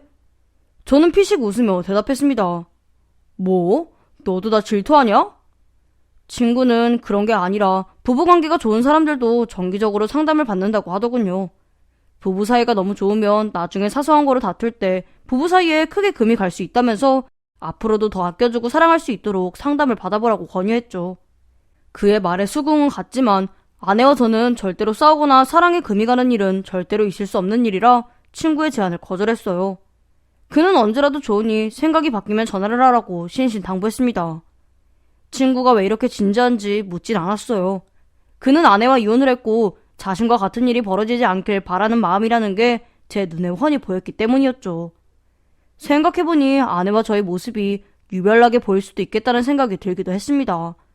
사실 우리도 여느 부부처럼 자주 싸우는 부부였습니다. 남들이 모를 뿐이었죠. 일주일에 한 번씩은 꼭 말다툼을 하고 서로에게 서운해서 말도 안 하고 보내는 날도 있었습니다. 우리가 다투는 이유는 아주 많았습니다. 그 중에서도 가장 많이 다퉜던 이유는 남들처럼 돈 문제였던 것 같아요. 아내는 다른 친구들처럼 고급 아파트에 살고 싶다는 말을 입버릇처럼 하곤 했죠. 그럼 저는 절대 지지 않고 따졌습니다. 그렇게 돈이 좋으면 돈 많은 남자를 만나라고 목소리를 높이며 제 자존심을 내세웠어요. 하지만 우리는 상처가 깊어지기 전에 누가 먼저랄 것 없이 화해했고 다시 천생연분으로 돌아갔습니다. 남들이 부러워하는 그 모습으로 말이에요. 또 우린 서로의 집안 행사에는 적극적으로 나섰습니다. 가족들의 생일이나 기념일이 있으면 우리가 제일 먼저 나서서 파티를 주도할 정도였으니까요. 아마 우리는 서로에게 잘 보이려고 노력했던 것 같습니다. 정말 천생연분 맞죠? 1년 전 아내와 제가 연애할 때보다 더 뜨거워진 이유가 따로 있었습니다. 우리가 한시라도 떨어지지 않으려고 하게 된 큰 사건이 있었어요. 그날은 저희 아버지 제삿날이었어요. 아내와 저는 부지런히 음식을 만들고 제사를 지내고 정리까지 다 끝냈죠. 그럴 때 보면 정말 천생연분 같다고 해도 될 만큼 호흡이 잘 맞았어요. 저희 어머니는 하고 싶은 말은 거리낌 없이 하시는 분이셨습니다. 그날도 제가 잠시 자리를 비운 사이에 아내에게 모진 말을 하셨어요. 넌 아직도 소식이 없니? 아내는 어머니 앞에서 작아지는 존재였습니다. 네, 죄송해요, 어머님. 아내가 병원에서 불임 판정을 받았고 어머니한테 솔직히 말씀드렸습니다. 그런데도 때때로 아기 이야기를 꺼내서 아내의 심장을 긁어야만 속이 시원하셨죠. 제가 나서려고 하다가 일이 더 커질까봐 항상 못 들은 척하고 대화가 끝나길 바랬어요. 그 사이 저희 어머니가 아내에게 해서는 안 되는 말을 하고야 만 것입니다. 여기 앉아봐라. 너 내 아들이 버는 돈으로 호의호식하면서 고급 아파트에서 살고 싶다고 말했다며? 나보고 돈 좀 빌려달라고 하더라. 넌 애도 못 낳는 주제에 우리 아들 정도면 과분하지 않니? 염치도 없이 아파트 사달라는 소리가 쉽게 나오디? 저라도 그런 말을 들으면 참지 못했을 거예요. 예상대로 아내는 집을 뛰쳐나갔습니다. 어머니에게 일러바친 저 자신이 미워졌습니다. 괜한 말을 해서 갈등을 빚어냈고 아내가 큰 상처를 받았으니 말이에요. 아내를 붙잡으려고 따라가 봤지만 저를 쏘아보는 아내의 눈을 보고는 혼자 내버려둬야 할 것 같았죠. 결국 아내의 손을 놓치고 말았습니다. 저는 어머니에게 당장 사과하라고 목소리를 높였어요. 그러자 어머니는 없는 사실을 지어낸 것도 아니고 못할 말을 한 것도 아닌데 왜 사과를 해야 하냐며 되레 화를 내셨습니다. 더 이상 제가 할 수 있는 일은 없었고 저 자신이 한심하게 느껴질 뿐이었습니다. 창밖을 보니 비가 오고 있었어요. 우산도 안 가지고 왔는데 아내가 비를 맞을 것 같은 걱정이 들어서 전화를 걸었습니다. 하지만 화가 난 아내가 제 전화를 받을 리 없었어요. 저는 어머니 집에 더 머물다 돌아가기로 마음 먹었습니다. 아내 근처에 갔다가 무슨 욕을 먹을지 걱정이 되었기 때문이었죠. 그렇게 어머니 집에서 뭉구적거리다가 잠이 들었어요. 1시간쯤 지났을까? 휴대폰 진동이 여러 번 울렸는데도 쉽게 깨지 못하였죠. 한참 동안 울리던 휴대폰을 겨우 손으로 잡았고 통화 버튼을 눌렀습니다. 119 구급대원이라고 밝힌 남자가 격양된 목소리로 말했습니다. 지금 아내분이 교통사고를 당해서 많이 다치셨습니다. 구급차를 타고 병원으로 향하고 있습니다. 긴급한 상황이니 빨리 와주셔야 할 것 같습니다. 저는 전화를 끊고 달려나갔습니다. 어머니는 신발도 신지 않고 나가려는 저를 붙잡고 무슨 일이냐며 저를 막아섰지만 눈에 뵈는 게 없던 저는 어머니를 밀치고 차를 향해 뛰어갔어요. 가는 내내 손은 부들부들 떨리고 진정이 되지 않아서 비상등을 켠 채로 도로를 달린 기억이 납니다. 강한 빗줄기 때문에 잘 보이지 않아서 빨리 달리진 못했어요. 차 안에서는 제발 아무 일도 없게 해달라고 세상 모든 신에게 기도했습니다. 뒤늦게 병원에 들어서자마자 직원에게 아내의 이름을 대고 응급실로 안내를 받았습니다. 아내는 팔다리에 붕대가 감겨 있었고 의식이 없는 상태였어요. 선생님, 이게 어떻게 된 건가요? 제 아내 어떻게 되는 거죠? 눈물을 쏟으며 의사에게 물었고 의사는 침착하게 말했어요. 아내의 팔다리가 부러졌고 뇌진탕이 있지만 생명에는 지장이 없을 거라고 했습니다. 아내는 링거를 맞으며 잠이 든 상태라고 했어요. 아내가 횡단보도를 건너는 중에 음주운전자가 아내를 못 보고 사고를 냈다고 했습니다. 경찰들과 의사, 간호사들이 제 아내 근처에 뒤섞여 정신이 하나도 없었어요. 그래도 아내가 살았으니 그것보다 중요한 건 없었습니다. 저는 아내의 손을 잡고 맹세했습니다. 한순간도 아내의 곁을 떠나지 않기로 말이에요. 소식을 듣고 어머니가 뒤늦게 병원에 왔지만 저는 어머니가 용서되지 않았어요. 아내는 괜찮다고 했지만 제가 용서할 수가 없어 어머니를 밀어냈습니다. 당분간 안 보고 살았으면 좋겠다고 말했더니 어머니는 뜨거운 눈물을 쏟아내며 잘못을 바로잡을 수 있도록 기회를 달라고 빌었습니다. 저는 어머니에게 이미 늦었고 그날이 언제가 될지 모르지만 지금은 용서할 수 없다고 말하며 돌려보냈죠. 마음이 편하진 않았지만 아내를 위해서는 옳은 결정이었다고 생각했습니다. 아내가 병원에 입원해 치료를 받는 동안 저는 회사에 가 있는 시간을 제외하고 아내에게 헌신했습니다. 그렇게 석 달 동안 제 진심을 전했고 아내도 저를 더 많이 사랑하게 되었죠. 태어난 아내는 점심시간이 되면 제가 다니는 회사 로비에서 저를 기다렸고 매일 함께 점심을 먹었으니까요. 또 퇴근 전에도 회사 앞에서 아내가 기다리고 있기도 했답니다. 직장 동료들은 부러운 눈으로 보다가도 저를 안쓰럽고 불쌍하게 여기기도 했어요. 아내에게 꽉 붙잡혀 사는 것처럼 보였겠죠. 동료들은 그런 저를 볼 때마다 어설픈 미소를 지으면서 고개를 끄덕거리기만 했습니다. 부러우면 부럽다고 말할 것이지 왜 다들 이상한 눈초리로 보는 건지 전 이해하지 못했습니다. 아마 그들의 생각에 벗어난 사랑을 이루고 있으니 못마땅한가 보다 하고 넘겨버렸죠. 주말에는 가까운 곳에 나들이를 가는 것이 우리 부부의 규칙이었어요. 연애하는 기분을 더 만끽하기 위해서 말이에요. 우리는 주로 사람 많은 곳을 찾았습니다. 아내가 꽃을 좋아해서 꽃 구경을 자주 했어요. 차를 타고 가는 길 내내 우리의 수다는 멈출 줄 몰랐고 꽃을 보고 감탄하는 아내의 얼굴을 보면 저의 행복지수는 숫자로 헤아릴 수 없을 만큼 높아질 정도였네요. 꽃축제를 하는 공원은 요금을 받는 곳도 있었어요. 아내와 저는 추억을 저버리고 싶지 않은 마음에 돈을 주고 꽃놀이까지 보러 다녔습니다. 출입구에서는 카드를 건네자 직원이 한 사람의 요금만 결제하는 바람에 다시 2명의 입장료를 결제하는 일도 있었어요. 그렇게 입장한 공원에서 우리는 손을 마주잡고 시원한 바람을 맞으며 꽃향기에 취해 있었습니다. 휴대폰을 꺼내 아내의 사진만 찍어주다가 지나가는 커플을 붙잡고 우리의 사진을 찍어달라고 부탁했죠. 휴대폰을 잡은 여자분이 다정하게 어깨동무를 한 우리를 보고 셋을 외치며 사진을 찍었습니다.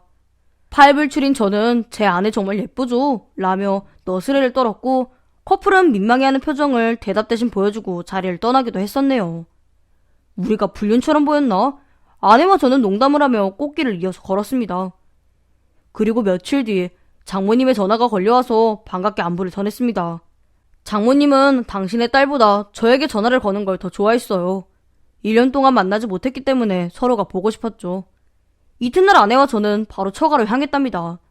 거리가 먼 것도 아니었는데 그동안 찾아뵙지 못해 죄송할 따름이었어요. 장인어른과 장모님은 두 팔을 벌려 우리를 환영해 주었고 그동안 묵힌 이야기를 나누느라 시간 가는 것도 몰랐습니다. 장모님과 아내가 주방에서 저녁을 준비하는 동안 저는 장인어른과 어색하게 앉아 있었어요. 장인은 제 손을 꼭 잡으셨습니다. 무언가 말을 하려는 것 같았는데 꾹 참는 것이 보였죠. 그래서 제가 먼저 물었습니다. 장인어른, 하실 말씀 있으세요? 장인은 낮은 한숨을 내쉬며 제 손을 더 세게 잡았어요. 자네가 우리 딸을 너무 사랑해줘서 고맙네. 심각한 말인 줄 알았더니 그냥 딸에 대한 고마움을 전할 뿐이었어요. 이윽고 저녁상이 차려지고 아내와 저는 감탄을 하며 장모님 음식을 먹었죠. 세상에서 제일 맛있는 음식들을 먹은 게 얼마만인지. 장모님은 비워지는 제 밥그릇에 하얀 쌀밥을 계속 채워주셨어요. 얼마나 많이 먹었는지 숨이 제대로 안 쉬어질 정도였답니다. 밤이 더 깊어지고 자리에서 일어나려고 하는데 여느 때처럼 장모님이 자고 가라며 붙잡으시더라고요. 토요일이고 해서 아내에게 어떻게 할 거냐고 묻자 제 마음대로 하라는 겁니다. 배도 부르고 졸려서 우리는 자고 가기로 했어요. 장인어른이 활짝 웃으시며 양주를 꺼내셨습니다. 오랜만에 사위와 술을 마신다는 것에 기뻐하시는 모습을 보고 저는 더 자주 찾아뵙기로 속으로 다짐했죠. 한 잔, 두 잔 따라주시는 양주를 모두 다 받아 마셨습니다. 얼큰하게 취한 저와 장인은 소파에 나란히 앉았어요. 장인어른은 저에게 미안하다는 말을 연거푸 하셨어요. 도대체 뭐가 미안하냐고 물어도 아무런 대답도 하지 않으셨습니다. 잠을 이루는데 걸린 시간은 5분도 안 걸렸던 것 같습니다. 얼마나 깊은 잠을 잤는지 여러 가지 꿈을 꾸었어요. 꿈속에서 저는 눈을 비비려고 했지만 손이 움직이지 않았어요. 술을 너무 많이 마셔서 그런가 보다 하고 머리를 들어 올리려고 해봤죠. 끙끙거리며 정신을 차리려고 노력해봤지만 온몸에 힘이 들어가지 않더군요. 고개를 살짝 들어 올리자 낯선 장소였습니다. 벽은 온통 하얗고 누워있는 침대는 아내가 병원에 입원했을 때 보았던 것과 비슷했습니다. 고개를 옆으로 돌리자 아내가 보였어요. 아내도 기운이 없는지 아무 말 없이 누워있었습니다. 빨리 일어나서 아내에게 가야겠다고 생각했는데 그런데도 제 몸은 꼼짝도 하지 않았습니다. 왜 우리가 이런 곳에 있는 거지? 이건 꿈일 거야. 가위에 눌린 게 분명해. 라고 생각하며 가까스로 팔이 움직이기 시작했고 아내의 손을 잡아보려고 안간힘을 쓰며 손을 뻗었습니다. 닿을 듯 가까워지고 있었지만 아내의 손가락이 닿지 못했어요. 저의 시도는 멈추지 않았습니다. 겨우 닿은 우리의 손이 꿈이 아니라는 걸 느끼게 해주었어요. 도대체 누가 우리에게 이런 짓을 한 건지 궁금했습니다. 소리를 질러봤지만 작은 쇳소리만 나올 뿐이었어요. 겨우 나오는 목소리로 아내에게 속삭였습니다. 여보, 정신 차려봐. 나 여기 있어. 아내는 아무런 대꾸가 없었어요. 제 눈을 바라보던 애절한 눈동자는 생기가 없어졌고 숨소리 역시 더는 들리지 않았습니다. 아내의 몸이 움직여지지 않는 것이 느껴지자 저는 소리를 질렀습니다. 막혀있던 목구멍을 찢으며 터져나온 저의 울분에 닫혀있던 문이 열리면서 사람들이 우르르 들어왔습니다. 하얀 가운을 입은 남자와 장인어른과 장모님이 제 앞으로 다가왔어요. 그리고 놀란 눈으로 제 눈물을 닦아주는 장모님이 소리내 울기 시작하는 겁니다. 저는 입을 떼고 말했습니다. 장모님, 아내가 이상해요. 움직이지 않는 것 같아요. 얼른 확인해보세요. 장모님은 딸이 누워있는 침대에 시선을 돌리지 않았습니다. 제 얼굴을 가볍게 바라볼 뿐이었어요. 그리고 작은 목소리로 속삭였습니다. 미안해. 이렇게 할 수밖에 없었네. 우리를 이해해주게. 너무 당황해서 말이 안 나왔어요. 도대체 뭐가 미안하다는 건지 무엇을 이해하라는 건지 이해하지 못했습니다. 이윽고 하얀 가운을 입은 늙은 남자가 제 눈동자에 빛을 비추었어요. 그리고는 그가 저에게 말을 걸었어요. 환자분, 아직도 아내분이 보이십니까? 그 말에 고개를 돌려 아내가 누워있는 침대를 확인했죠. 그런데 아내가 사라진 거예요. 침대 위에는 아무도 없었습니다. 뭐야 당신, 내 아내를 어떻게 한 거야? 그 사람은 두꺼운 안경을 가운 가슴 주머니에 집어넣으며 고개를 가로저었습니다. 그리곤 말했어요. 환자분, 아내분이 안 보이시죠? 됐습니다. 곧 정신을 차리실 겁니다. 장인어른과 장모님은 고개를 끄덕이며 저를 바라보셨어요. 그리고 진실을 말하려는 준비가 된 것 같았습니다. 이보게, 그 아이는 죽었네. 장모님은 당신의 딸이자 제 아내가 죽었다는 이야기를 반복해 말했습니다. 저는 말도 안 되는 소리를 하냐고 되물으며 여긴 도대체 어디냐고 소리쳤어요. 그때 장인어른이 제 머리를 쓰다듬으며 말했습니다. 그 아이는 작년에 사고로 세상을 떠났네. 자네도 알고 있지 않은가? 아직도 우리 딸을 보내주지 못하고 계속 붙잡고 있으면 어떡하나. 그 말 때문인지 간호사가 놓아준 주사 때문인지 갑자기 정신이 번쩍 들더군요. 그제야 저는 현실을 직시하게 되었고 아내의 죽음을 기억해버리고 말았습니다. 1년 전 음주운전 타령에 치였을 때 아내는 그 자리에서 세상을 떠났습니다. 그동안 제 곁에 있던 아내는 망상으로 만들어낸 존재였던 거죠. 저는 아내가 살아있다고 믿은 채 1년을 살았습니다. 제가 만들어낸 망상이 휘발되고 현실을 마주하는 순간 가슴이 터질 듯 아팠어요. 저를 제정신으로 돌린 장인어른과 장모님이 원망스러웠죠. 그냥 그대로 살게 내버려두지 나에게서 또 아내를 빼앗아가냐고 울부짖었습니다. 그날 밤 저는 병원에서 탈출하기로 결심했습니다. 다시 아내를 만나고 싶었으니까요. 주위를 돌아봤지만 갈아입을 옷은커녕 신고 나갈 운동화도 없더군요. 결국 맨발로 건물을 빠져나왔고 담을 넘기만 하면 다시 일상으로 돌아갈 수 있었습니다. 그 순간 누군가 제 팔을 잡았어요. 깜짝 놀라 돌아보니 제 아내가 저를 붙잡고 울고 있었죠. 당신 다시 돌아온 거야? 같이 나가자 여보. 아내는 강하게 제 팔을 잡고 놓아주지 않았습니다. 그리고 고개를 가로저으며 제가 말했어요. 가지마. 여기가 당신이 있어야 할 곳이야. 아내가 단호하게 말했습니다. 저는 아내의 말을 들으려 하지 않았고 실랑이가 벌어졌죠. 난 당신 없이 못 살아. 어서 함께 여길 빠져나가자니까. 제발, 제발 날 보내줘. 아내는 소리 없이 눈물을 흘렸고 저에게서 점점 멀어졌습니다. 이윽과 아내의 몸이 민들레 홀씨처럼 흩어졌습니다. 사라진 아내를 찾으려 해봤지만 어디에도 없었어요. 그렇게 한참을 방황하다가 다시 병실로 돌아갔습니다. 아내의 부탁이었으니까요. 제가 아내의 죽음을 인정하고 진정이 되는 데는 꽤 오랜 시간이 걸렸습니다. 그동안 늘 제 곁에는 장인어른과 장모님이 계셨어요. 그들은 미안해하면서도 당신들의 딸을 세상에서 제일 많이 사랑해줘서 고맙다고 하면서 안아주셨습니다. 제정신이 들자 지난 날들이 생각났어요. 그동안 주변 사람들은 저를 안타깝게 바라보았던 겁니다. 절친한 친구도 조심스럽게 상담을 제안한 것이었고 회사 동료들도 저의 행동을 보고도 모른 척했던 거였죠. 저를 아는 사람들은 아내와 제가 천생연분이었기 때문에 쉽게 잊지 못할 거라는 걸 알고 있었던 거예요. 그래서 제가 아내를 놓아줄 때까지 가만히 기다려준 것이었습니다. 장인어른과 장모님은 제가 더 이상 망가지면 안 될 것 같다고 판단하고 전문의와 상담을 했고 치료를 위해 저를 정신병원에 입원시킨 거였어요. 그렇게 저는 3개월 동안 입원하게 되었어요. 병원에서 치료를 하는 동안 아내는 한 번도 제 앞에 나타나지 않았습니다. 꿈속에서도 마찬가지였어요. 그렇게 어머니를 위로하면서 지낸 시간도 1년이 넘었네요. 아내가 죽은 것이 당신의 탓이라면서 매일을 지옥에서 스스로에게 벌을 내리신 모양입니다. 다시 찾은 어머니는 10년은 더 늙으신 것 같았어요. 어머니를 용서할 수 없다고 생각했지만 진짜 용서할 수 없었던 건 바로 저였던 것 같습니다. 나를 만나지 않았더라면 다른 곳에서 행복하게 살고 있었을 텐데, 나를 만나지 않았더라면 모진 말을 듣고 마음 아플 일도 없었을 텐데, 아내가 천국에서 저를 내려다보고 있겠죠. 어머니를 용서하고 다시 만나는 것도 아내가 바라던 일이었겠죠. 저는 요즘도 가끔 생각합니다. 1년 동안 제가 본 아내는 실제일지도 모른다고 말이에요. 아내도 저와 이별하기 싫어서 제 곁에 머문 거라고요.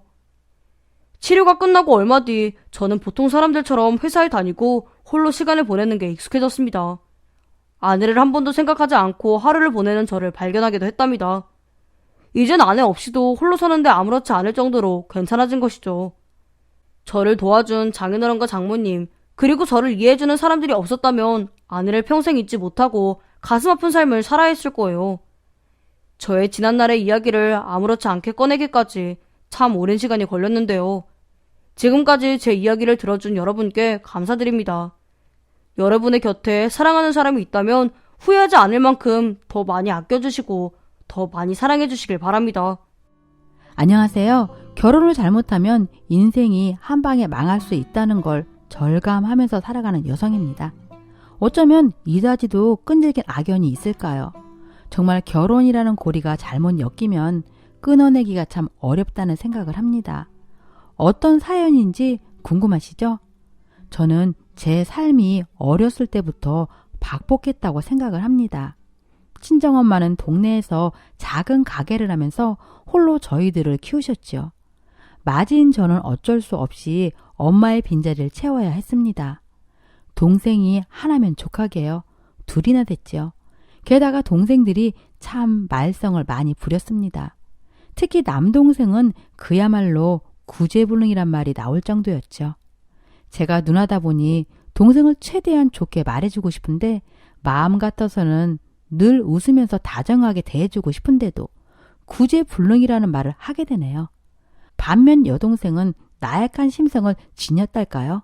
의지가 약해서 늘 일을 구했다가 그만두길 반복했어요.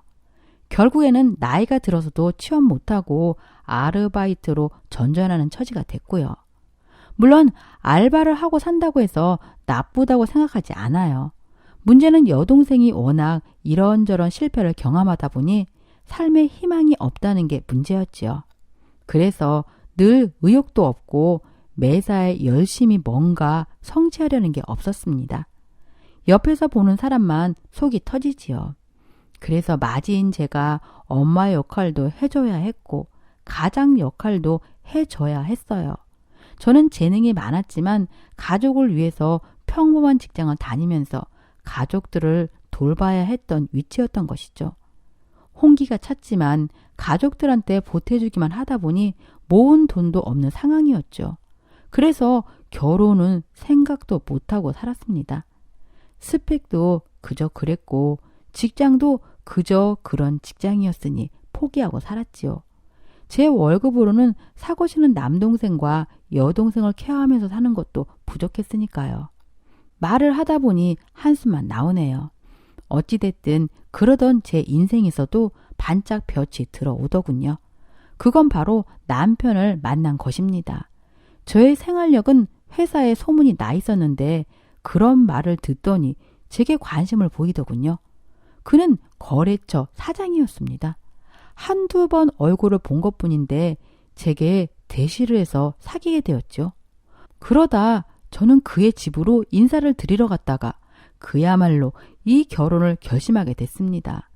왜냐면은 그의 집이 TV에 나오는 으리으리한 대저택이었기 때문이었죠.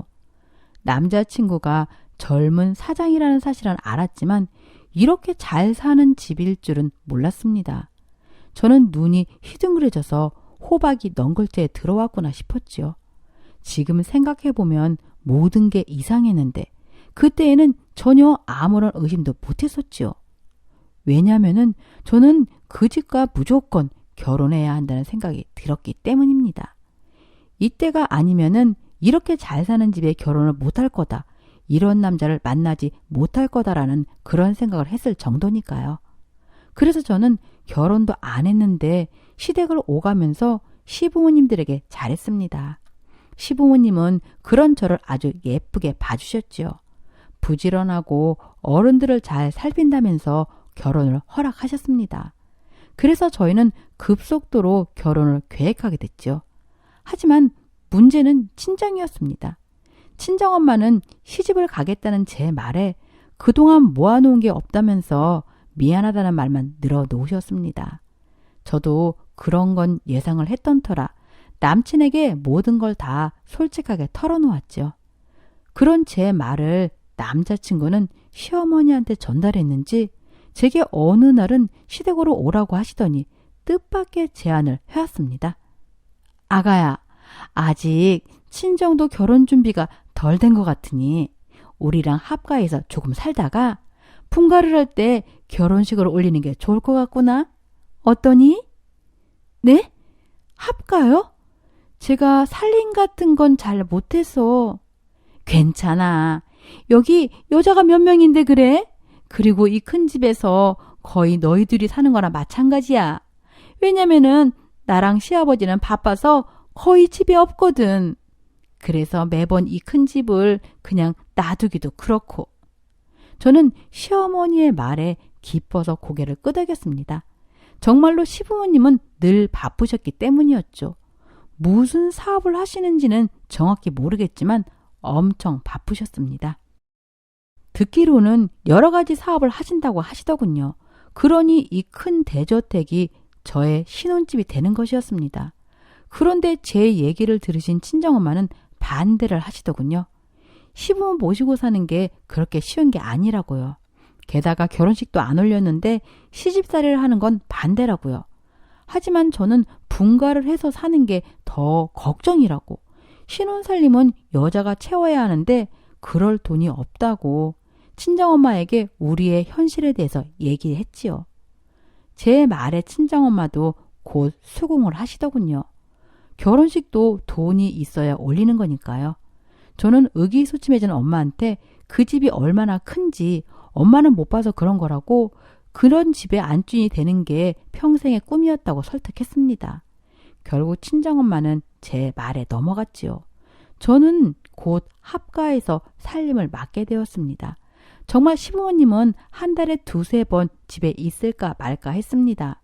그러니 그 큰 집에서 신랑과 저는 알콩달콩 사랑을 꿈꾸었지요.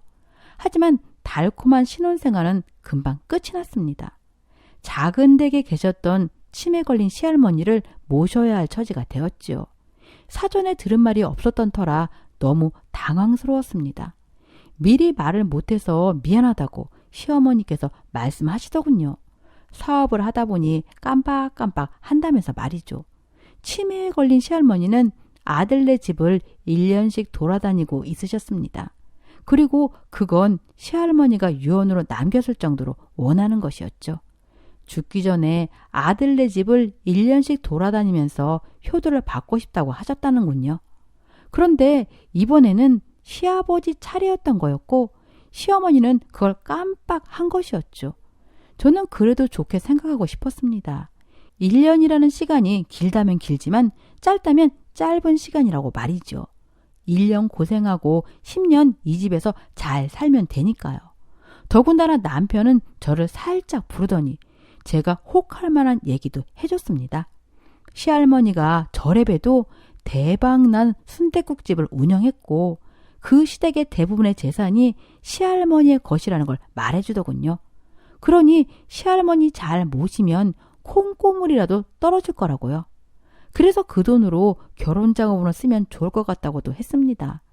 그러니 옆에서 살뜰하게 잘 모시라고 하더군요. 물론 남편도 옆에서 도와준다고 했습니다.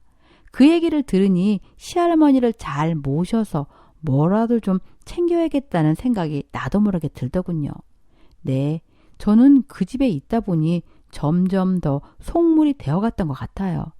그래서 분간을 잘 못하고 있었는지도 모르겠습니다. 그래도 어차피 모셔야 할 시할머니였기에 긍정적으로 여기기 시작했습니다. 생각보다 시할머니는 얌전했고 온순했습니다. 치매가 생각보다 심하진 않으셔서 의사소통도 가능하셨지요. 제 말을 잘 따르셨고 저를 예뻐했습니다. 하지만 가끔 밤에 대소변을 보시는 경우가 있어서 난감할 때가 있긴 했습니다. 그래도 그 정도는 각오하고 있었지요. 그렇게 시할머니를 돌보는데 익숙해져 갈 무렵 설상가상으로 시누이가 집으로 짐을 싸들고 들어왔습니다. 남사만한 배를 안고 말이죠. 출산을 해야 하는데 남편이 해외로 잠깐 순환 근무를 갔다면서요. 돌아올 때까지만 이 집에서 머물러야겠다고요. 그렇게 시누이는 불쑥 들어와서 지금은 빈방이었지만 예전에 시누이가 살던 방으로 짐을 풀더군요. 저는 어리둥절했습니다.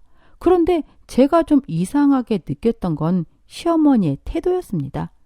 처음에 저를 설득할 때의 그 뉘앙스와는 좀 달라져 있었죠. 어머님, 시할머니까지는 제가 충분히 모실 수 있지만 집에 시누이까지 들어오면 좀 버거울 것 같아요. 게다가 곧 출산하면 아이까지 제가 돌봐야 할 텐데. 아니, 지금 이 집에 들어왔으면 이 집 사람이 되어야지. 언제까지 이런저런 핑계를 대면서 맏며느리 노릇을 안 하려고 그러니? 그럼 지금 시할머니를 나가라고 할까? 아니면 저 배가 남산만한 애를 나가라고 할까? 이제는 이 집 사람이 됐으니까 시집살이를 받아들일 때가 되지 않았니? 저는 제가 아직 남편과 혼인신고도 하지 않았고 결혼식도 안 올렸다는 걸 말씀드리고 싶었습니다. 그러니 이 무거운 짐들을 저 혼자 감당할 수는 없다고 말이지요. 하지만 시어머니의 말도 틀린 게 없다는 생각이 들었습니다. 시부모는 이미 저를 며느리로 여기고 계셨고 살림살이를 전부 맡기고 계셨으니까요. 남편도 옆에서 저를 설득했습니다. 당신이 여기 주인이다. 시할머니 모시고 시누이랑 잘 지내면 시아버지가 너를 얼마나 예뻐하겠냐. 참고 사는 모습이 예뻐 보이지 매번 투정 부리는 며느리가 예뻐 보이겠냐. 기다리면 기쁜 날이 올 거라고 말이죠. 그러면 이 집도 이 재산도 며느리한테 주실 거라고요. 아니 그러면 이쯤에서 뭔가 큰 재산이라도 하나 넘겨주시지. 왜 이렇게 일만 하게 하시고 보상은 없는 걸까 하는 생각이 들더군요. 하지만 차마 그 말은 못했습니다. 남편의 이야기도 어쩌면 맞았지요. 큰 마음으로 참고 살아야지 매번 투정 부리면 예뻐 보일 리가 없으니까요. 그런 와중에 시누이는 출산을 하였습니다. 이 모든 게 어쩔 수 없이 제가 다 맡아야 하는 상황이었던 것이죠. 그렇게 저는 거의 전투적으로 살았습니다. 시할머니를 하루 종일 살피면서도 시누이 산후조리까지 도맡게 되었죠. 그렇게 3개월 산후조리를 해주니 살이 쭉쭉 빠지더군요. 음식도 시할머니 취향과 시누이 취향에 맞춰서 몇 가지씩 해야 했습니다. 거기에 신생아한테 줄 분유까지도 다 제 몫이었고요. 한 사람을 돌보는 것도 힘든데 이 3명을 저 혼자 돌보려니 몸이 하나라도 모자라더군요. 저는 제 몸을 돌볼 틈도 없이 마치 노예처럼 그 집에서 살아야 했습니다. 더군다나 시누이는 산후조리를 마치고 나서 밖으로 나들기 시작하더군요. 몸 푼 지 얼마나 됐다고 놀러 다니는지 이해가 안 갈 정도였습니다. 갓난아이를 놔두고 친구들하고 놀려고 밖으로 나다니다니 너무 얄밉더군요. 어느 날인가 거울을 봤는데 그 거울 속 제 모습을 보고 충격을 받을 정도였죠. 화장도 안 하고 파마도 안 하고 살다 보니 정말 폭삭 늙어있는 제 모습이 거울 속에 있었으니까요. 도저히 이대로는 안 될 것 같았습니다. 사람을 한 명 쓰게 해달라고 말을 하려고 했죠. 그런데 다행스럽게도 시누이는 남편이 한국에 돌아왔다면서 집으로 들어가더군요. 그렇게 한시름을 놓는가 싶었는데 이번엔 시할머니 치매 증상이 심해지면서 저는 그 헤어나올 수 없는 늪에 빠진 것처럼 지쳐만 갔습니다. 여전히 시부모님은 해외에 나가셔서 들어오는 날이 길지 않았지요. 그러다 시할머니의 증상이 더 심해졌다는 걸 뼈저리게 느낀 일이 있었습니다. 주미야, 여기 앉아봐라. 아유, 예쁜 내 딸. 주미요? 주미가 누구람? 할머니 딸? 그렇구나. 그래요, 엄마. 나 주미예요. 딸은 왜요? 아니, 내가 안 그래도 너 아프니까 얼른 순댓국 비결 말해주려고. 너 예전에 말해달라고 했잖아. 아, 맞다, 엄마. 얼른 말해줘요. 그래. 근데 좀 잘 적어야 돼. 그냥 듣기만 하면 금방 까먹는다니까. 시할머니는 저를 죽은 딸로 착각하시곤 저를 주미라고 부르기 시작했어요. 그러면서 순댓국집 비결을 말해준다고 공책을 하나 가져오라고 하더군요. 그때의 눈빛은 참 진지하게 느껴졌어요. 그래서 그 모습이 더 안쓰러웠지요. 사실 주미 고모님에 대해서 얘기를 들은 적이 있는데 죽기 전에 많이 아프셨다고 해요. 그래서 시할머니가 그렇게 통곡을 하면서 우셨다더군요. 장사만 하느라 딸을 잘 돌보지 못했다는 죄책감 때문에요. 그래서 저는 시할머니의 딸이 되어주기로 마음을 먹었어요. 그래야 저도 편하지요. 시할머니는 놀랍도록 자세하게 순댓국 만드는 방법을 말해 주었습니다. 정말 육수 하나를 만드는 데에도 생각지도 못한 재료들이 엄청 많이 들어가더군요. 게다가 그 정성과 시간이 얼마나 들어가는지 들으면서 메모를 해나가는 데에도 놀랍더군요. 그동안 시할머니가 얼마나 고생을 하면서 순댓국집을 운영하셨을지 정말 존경스러웠습니다. 엄마, 그동안 고생 많았네. 이렇게 힘든 걸 혼자 하셨으니.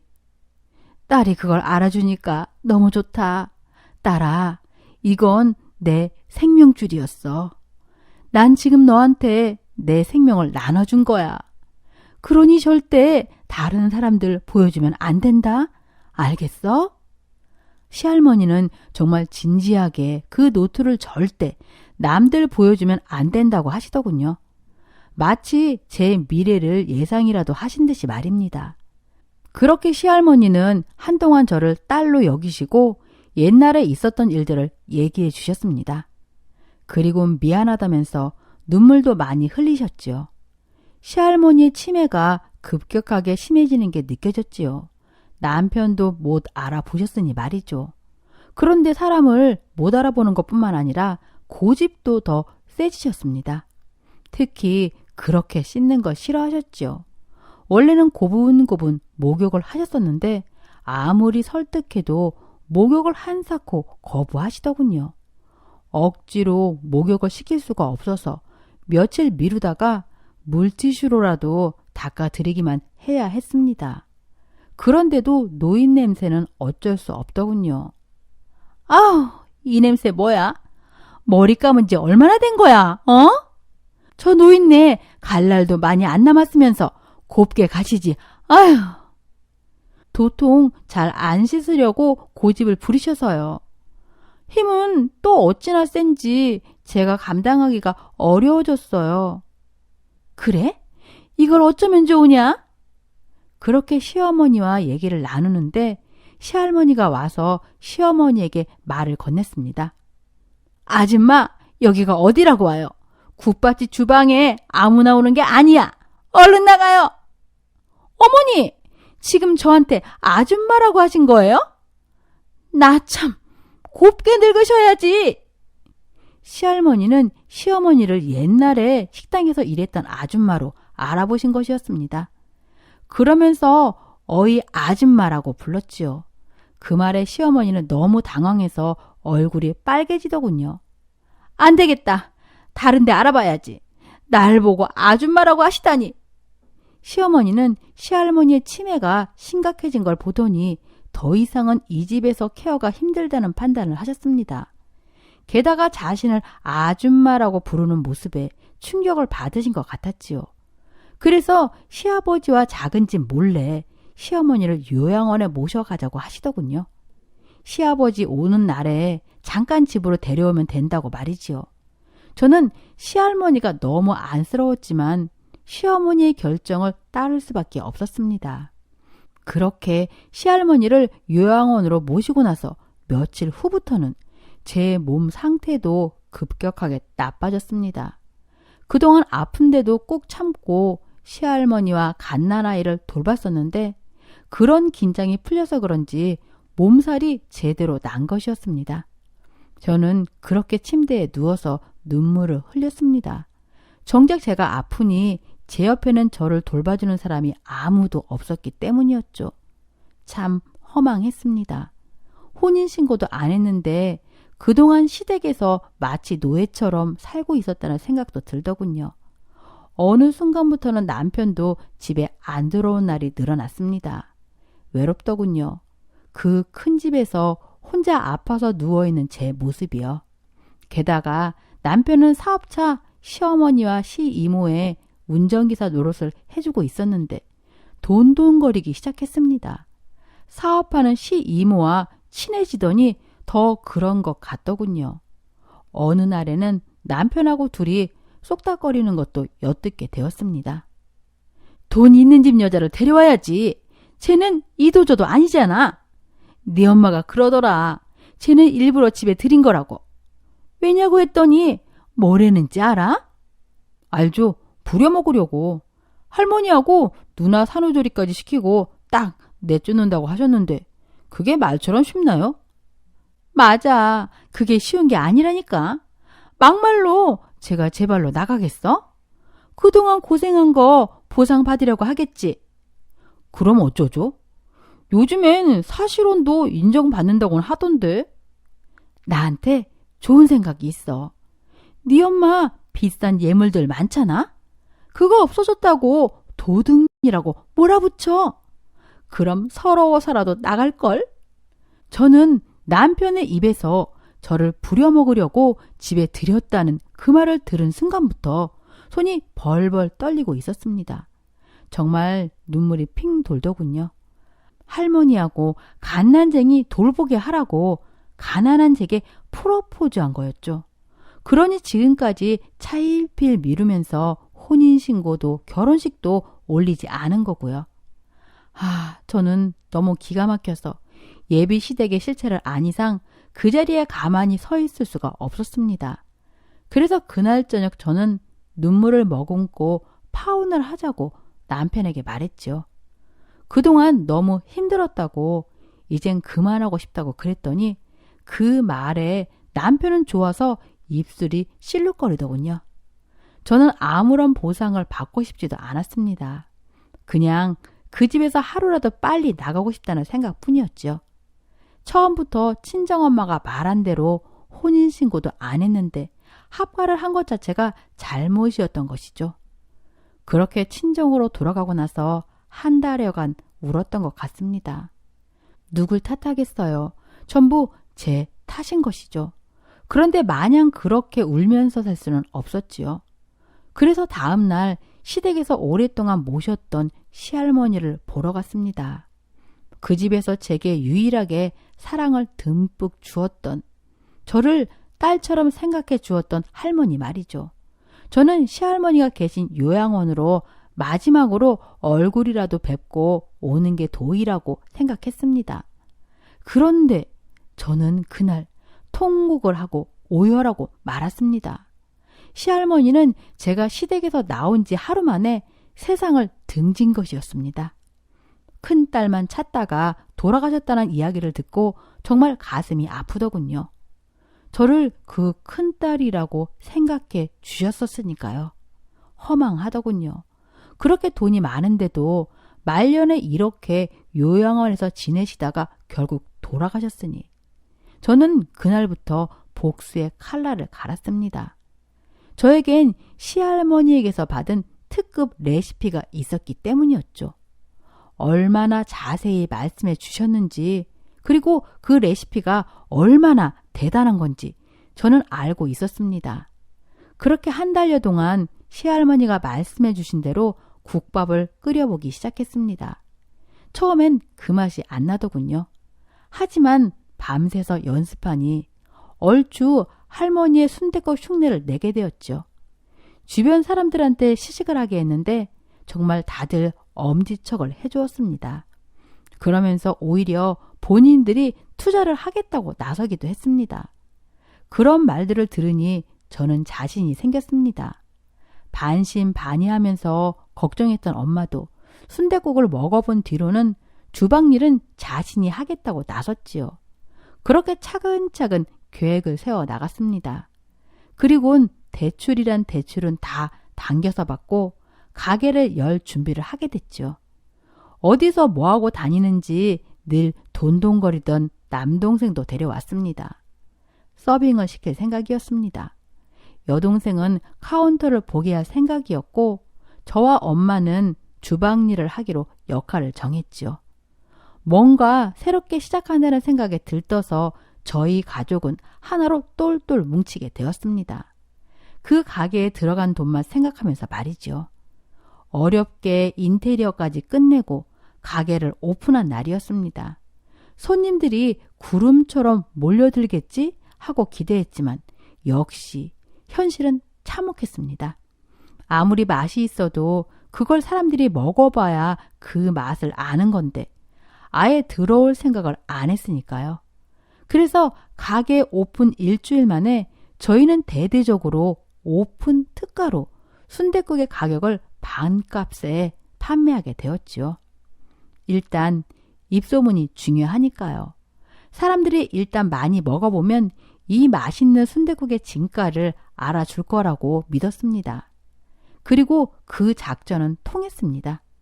낮은 가격 때문인지 앉을 자리가 부족할 정도로 손님들이 많이 찾아왔지요. 정말 눈코 뜰 새 없이 바빴습니다. 밤 손님까지 끝내면 바로 새벽에 식당에 나와서 몇 시간씩 육수를 다시 끓여 놓아야 할 정도였죠. 하지만 아직은 반값이어서 수익은 크게 느껴지진 않았습니다. 왜냐하면 기본적으로 재료들을 좋은 걸 쓰고 있었으니까요. 재료는 무조건 좋은 걸 써야 한다는 시할머니의 당부가 있었기에 저희는 감수하고 있었지요. 그래도 그동안 성과는 많았습니다. 저희는 따로 홍보 채널도 없었는데 손님들이 알아서 자신들의 SNS와 블로그에 저희 가게를 홍보해 주시더군요. 덕분에 오픈 특가 마지막 날에는 아침부터 밤까지 상가 거리에 줄이 쭉 늘어서 있었을 정도였지요. 어떤 분은 텐트까지 가져와서 기다렸으니까요. 그런 모습을 보니 울컥하더군요. 한편으로는 오픈 특가가 끝나고 난 뒤가 걱정이 됐습니다.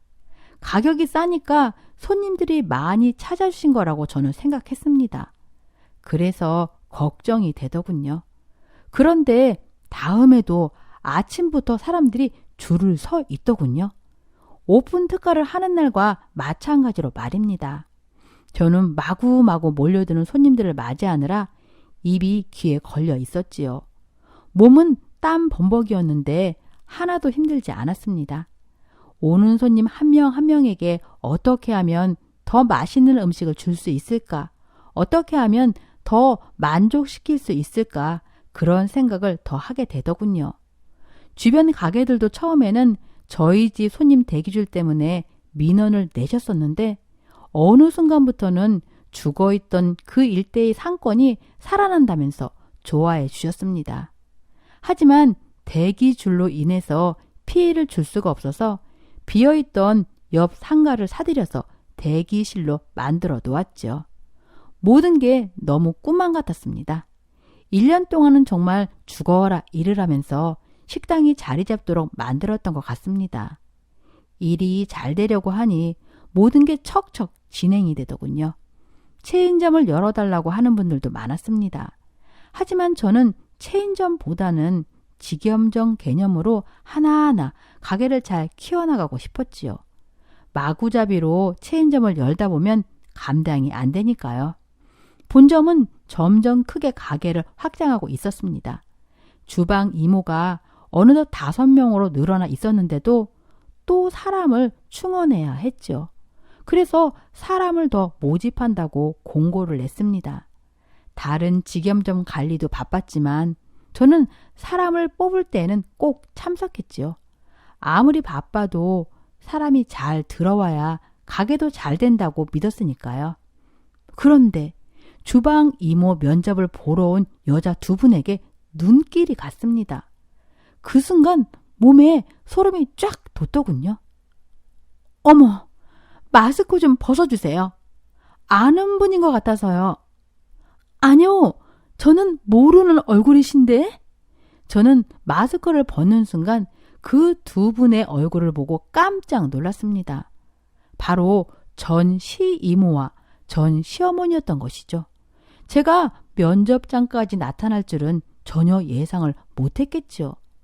얼굴도 예전과는 다르게 수척해 보였습니다. 피부 관리에만 한 달에 몇백만 원씩 쓰던 분들이 주름도 자글자글해져 있었죠. 2분은 제가 누군지 뻔히 알면서도 모른 척하면서 제 눈길을 피하시더군요. 도대체 무슨 꿍꿍이가 있어서 찾아왔을까? 머릿속이 복잡해지더군요. 사실 저는 이 2분의 사정을 건너 들어서 알고 있었습니다. 부동산 투자를 하면서 집까지 담보로 받아서 썼는데 사기를 당했다더군요. 그래서 지금은 완전 쫄딱 망했다고 말입니다. 그러니 이 2사람이 이 국밥집에 찾아온 이유가 더 궁금해지더군요. 왜요? 무슨 콩고물이라도 있을까봐 여기로 왔어요? 정말 어이가 없네요. 제 말의 분위기는 순식간에 심각해졌습니다. 옆에 있던 직원도 제 눈치를 보더군요. 뭐? 그래, 너 말 잘했다. 네가 시할머니 노트 가져갔다면서. 그래서 그 비법으로 이 순댓국집 열고 대박 난 거 아니야? 뭐라고요? 이 사람들이 진짜 할머니 노트가 어딨는데요? 내가 모를 줄 알고 할머니랑 매일 낮에 붙어 있으면서 노트 훔쳐갔잖아. 원래 그거 우리 집안 거라고. 그래서 그거 다시 훔쳐가려고 왔다. 왜? 뭐 잘못됐어? 이 사람들 진짜 상종해서는 안 될 사람들이네. 손을 가슴에 얹고 생각해봐요. 당신들 그 시어머니하고 하루에 몇 마디나 했어요? 한 달에 몇 번이나 얼굴 봤냐고. 그렇게 모른 척하고 살 땐 언제고 이제 와서 그 노트를 달라고? 내가 정말 기가 막히지만 한 가지는 꼭 말해야겠네요. 그런 노트를 본 적도 없고 가져온 적도 없어요. 알았어요? 저는 점점 그 사람들의 말에 화가 나기 시작했습니다. 제가 시할머니의 노트를 가져갔다고 생각하다니 말을 하면 할수록 제 입만 더러워지는 기분이 들더군요. 저 사람들의 머릿속엔 도대체 어떤 생각들로 가득 차 있는 걸까요? 그런데 제 말에 자극을 받았는지 갑자기 두 사람이 벌떡 일어서서 제 머리채를 잡더군요. 뭐? 상종? 이 도둑년이 정말 보자 하니까. 우리 집에서 종노릇이나 하던 년이 여기서 사장 됐다고 감히 우리를 거지 취급해? 두 사람은 이성을 잃고 얼굴이 빨갛게 상기되어서 온갖 폭언을 쏟아 부었습니다. 잊지도 않은 노트를 내놓으라고 고래고래 소리를 치면서 말이죠. 제 머리끄덩이를 잡고 몸을 흔드는데 순간적으로 벌어진 일로 가게는 아수라장이 되었고 보고 있던 직원이 말려도 소용이 없을 정도였습니다. 그 노트 내놔. 안 그럼 너 고소해서 이 가게랑 다 빼앗을 거야. 없다니까요. 어디서 행패야? 네, 저는 경찰이 올 때까지 그 두 분의 말도 안 되는 폭언을 들어야 했습니다. 정말 손님이 어찌나 센지 제 머리카락이 뭉텅이로 빠져 있었지요. 사태는 경찰이 오고 나서야 끝이 났습니다. 경찰서로 가면서도 둘은 제게 온갖 욕설을 하더군요. 정말 치가 떨렸습니다. 저런 사람들을 시댁 사람들이라고 모시고 살았다니 너무 분하고 억울해서 미칠 것 같더군요. 그래서 저는 경찰서로 잡혀가는 둘을 향해서 소리쳤습니다. 내가 한마디 하겠는데 당신들 똑똑히 이날을 후회하게 만들어줄 거야. 알았어? 저는 그 두 사람을 향해 저는 있는 힘껏 침을 뱉었습니다. 속이 조금 후련하더군요. 하지만 그때부터 저는 더 많이 준비했습니다. 거액을 써서 변호사를 고용했지요. 경찰에서 나오는 건 그저 영업 방해와 기물 파손, 폭력 등으로 처벌이 너무 솜방망이였으니까요. 그래서 저는 오늘 있었던 일에 대해서 최대한 보상을 받아낼 생각이었고 사실혼 관계에 있을 때의 일들까지 보상받기 위해서 증거를 모았습니다. 그래서 그 당시 마치 노예처럼 살았던 데에 대한 정신적인 보상과 실질적으로 일한 돌봄 노동의 대가, 그리고 시부모로 인해서 사실혼 관계가 파탄난 데에 대한 위자료까지 받아낼 수 있는 건 다 받아낼 작정입니다. 그래야 그동안 제가 당한 서름에서 조금이나마 벗어날 수 있을 테니까요. 그 집안을 완전히 쫄딱, 아니 길바닥에 나앉게 할 각오로 말입니다. 그러던 중에 자존심도 없이 전 남편이 찾아와 무릎을 꿇고 잘못했다고 빌더군요. 시어머니와 시어머를 용서해달라고 말이죠. 제발 소송만 멈춰달라고 하는데 제가 너무 기가 막히더군요. 아니, 더 기가 막힌 건 제게 새로 시작하자고 말할 때였습니다. 저는 그 말에 경악했지요. 어쩜 그런 생각을 할 수 있을까요? 돌이켜보면 이 모든 시작은 전 남편에게서 시작된 것이었습니다. 순진한 척, 사랑하는 척 했던 것도 모두 다 거짓이었죠.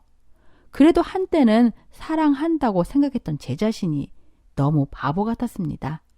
그래서 저는 주방에서 순댓국 국물을 한 사발 들고 나왔습니다. 그리고 냅다 머리 위로 부어버렸지요. 너도 이 맛이 궁금해서 왔잖아? 나 떡이다! 하고 말이죠. 오늘 썰맘 사연을 함께 읽어주셔서 감사합니다.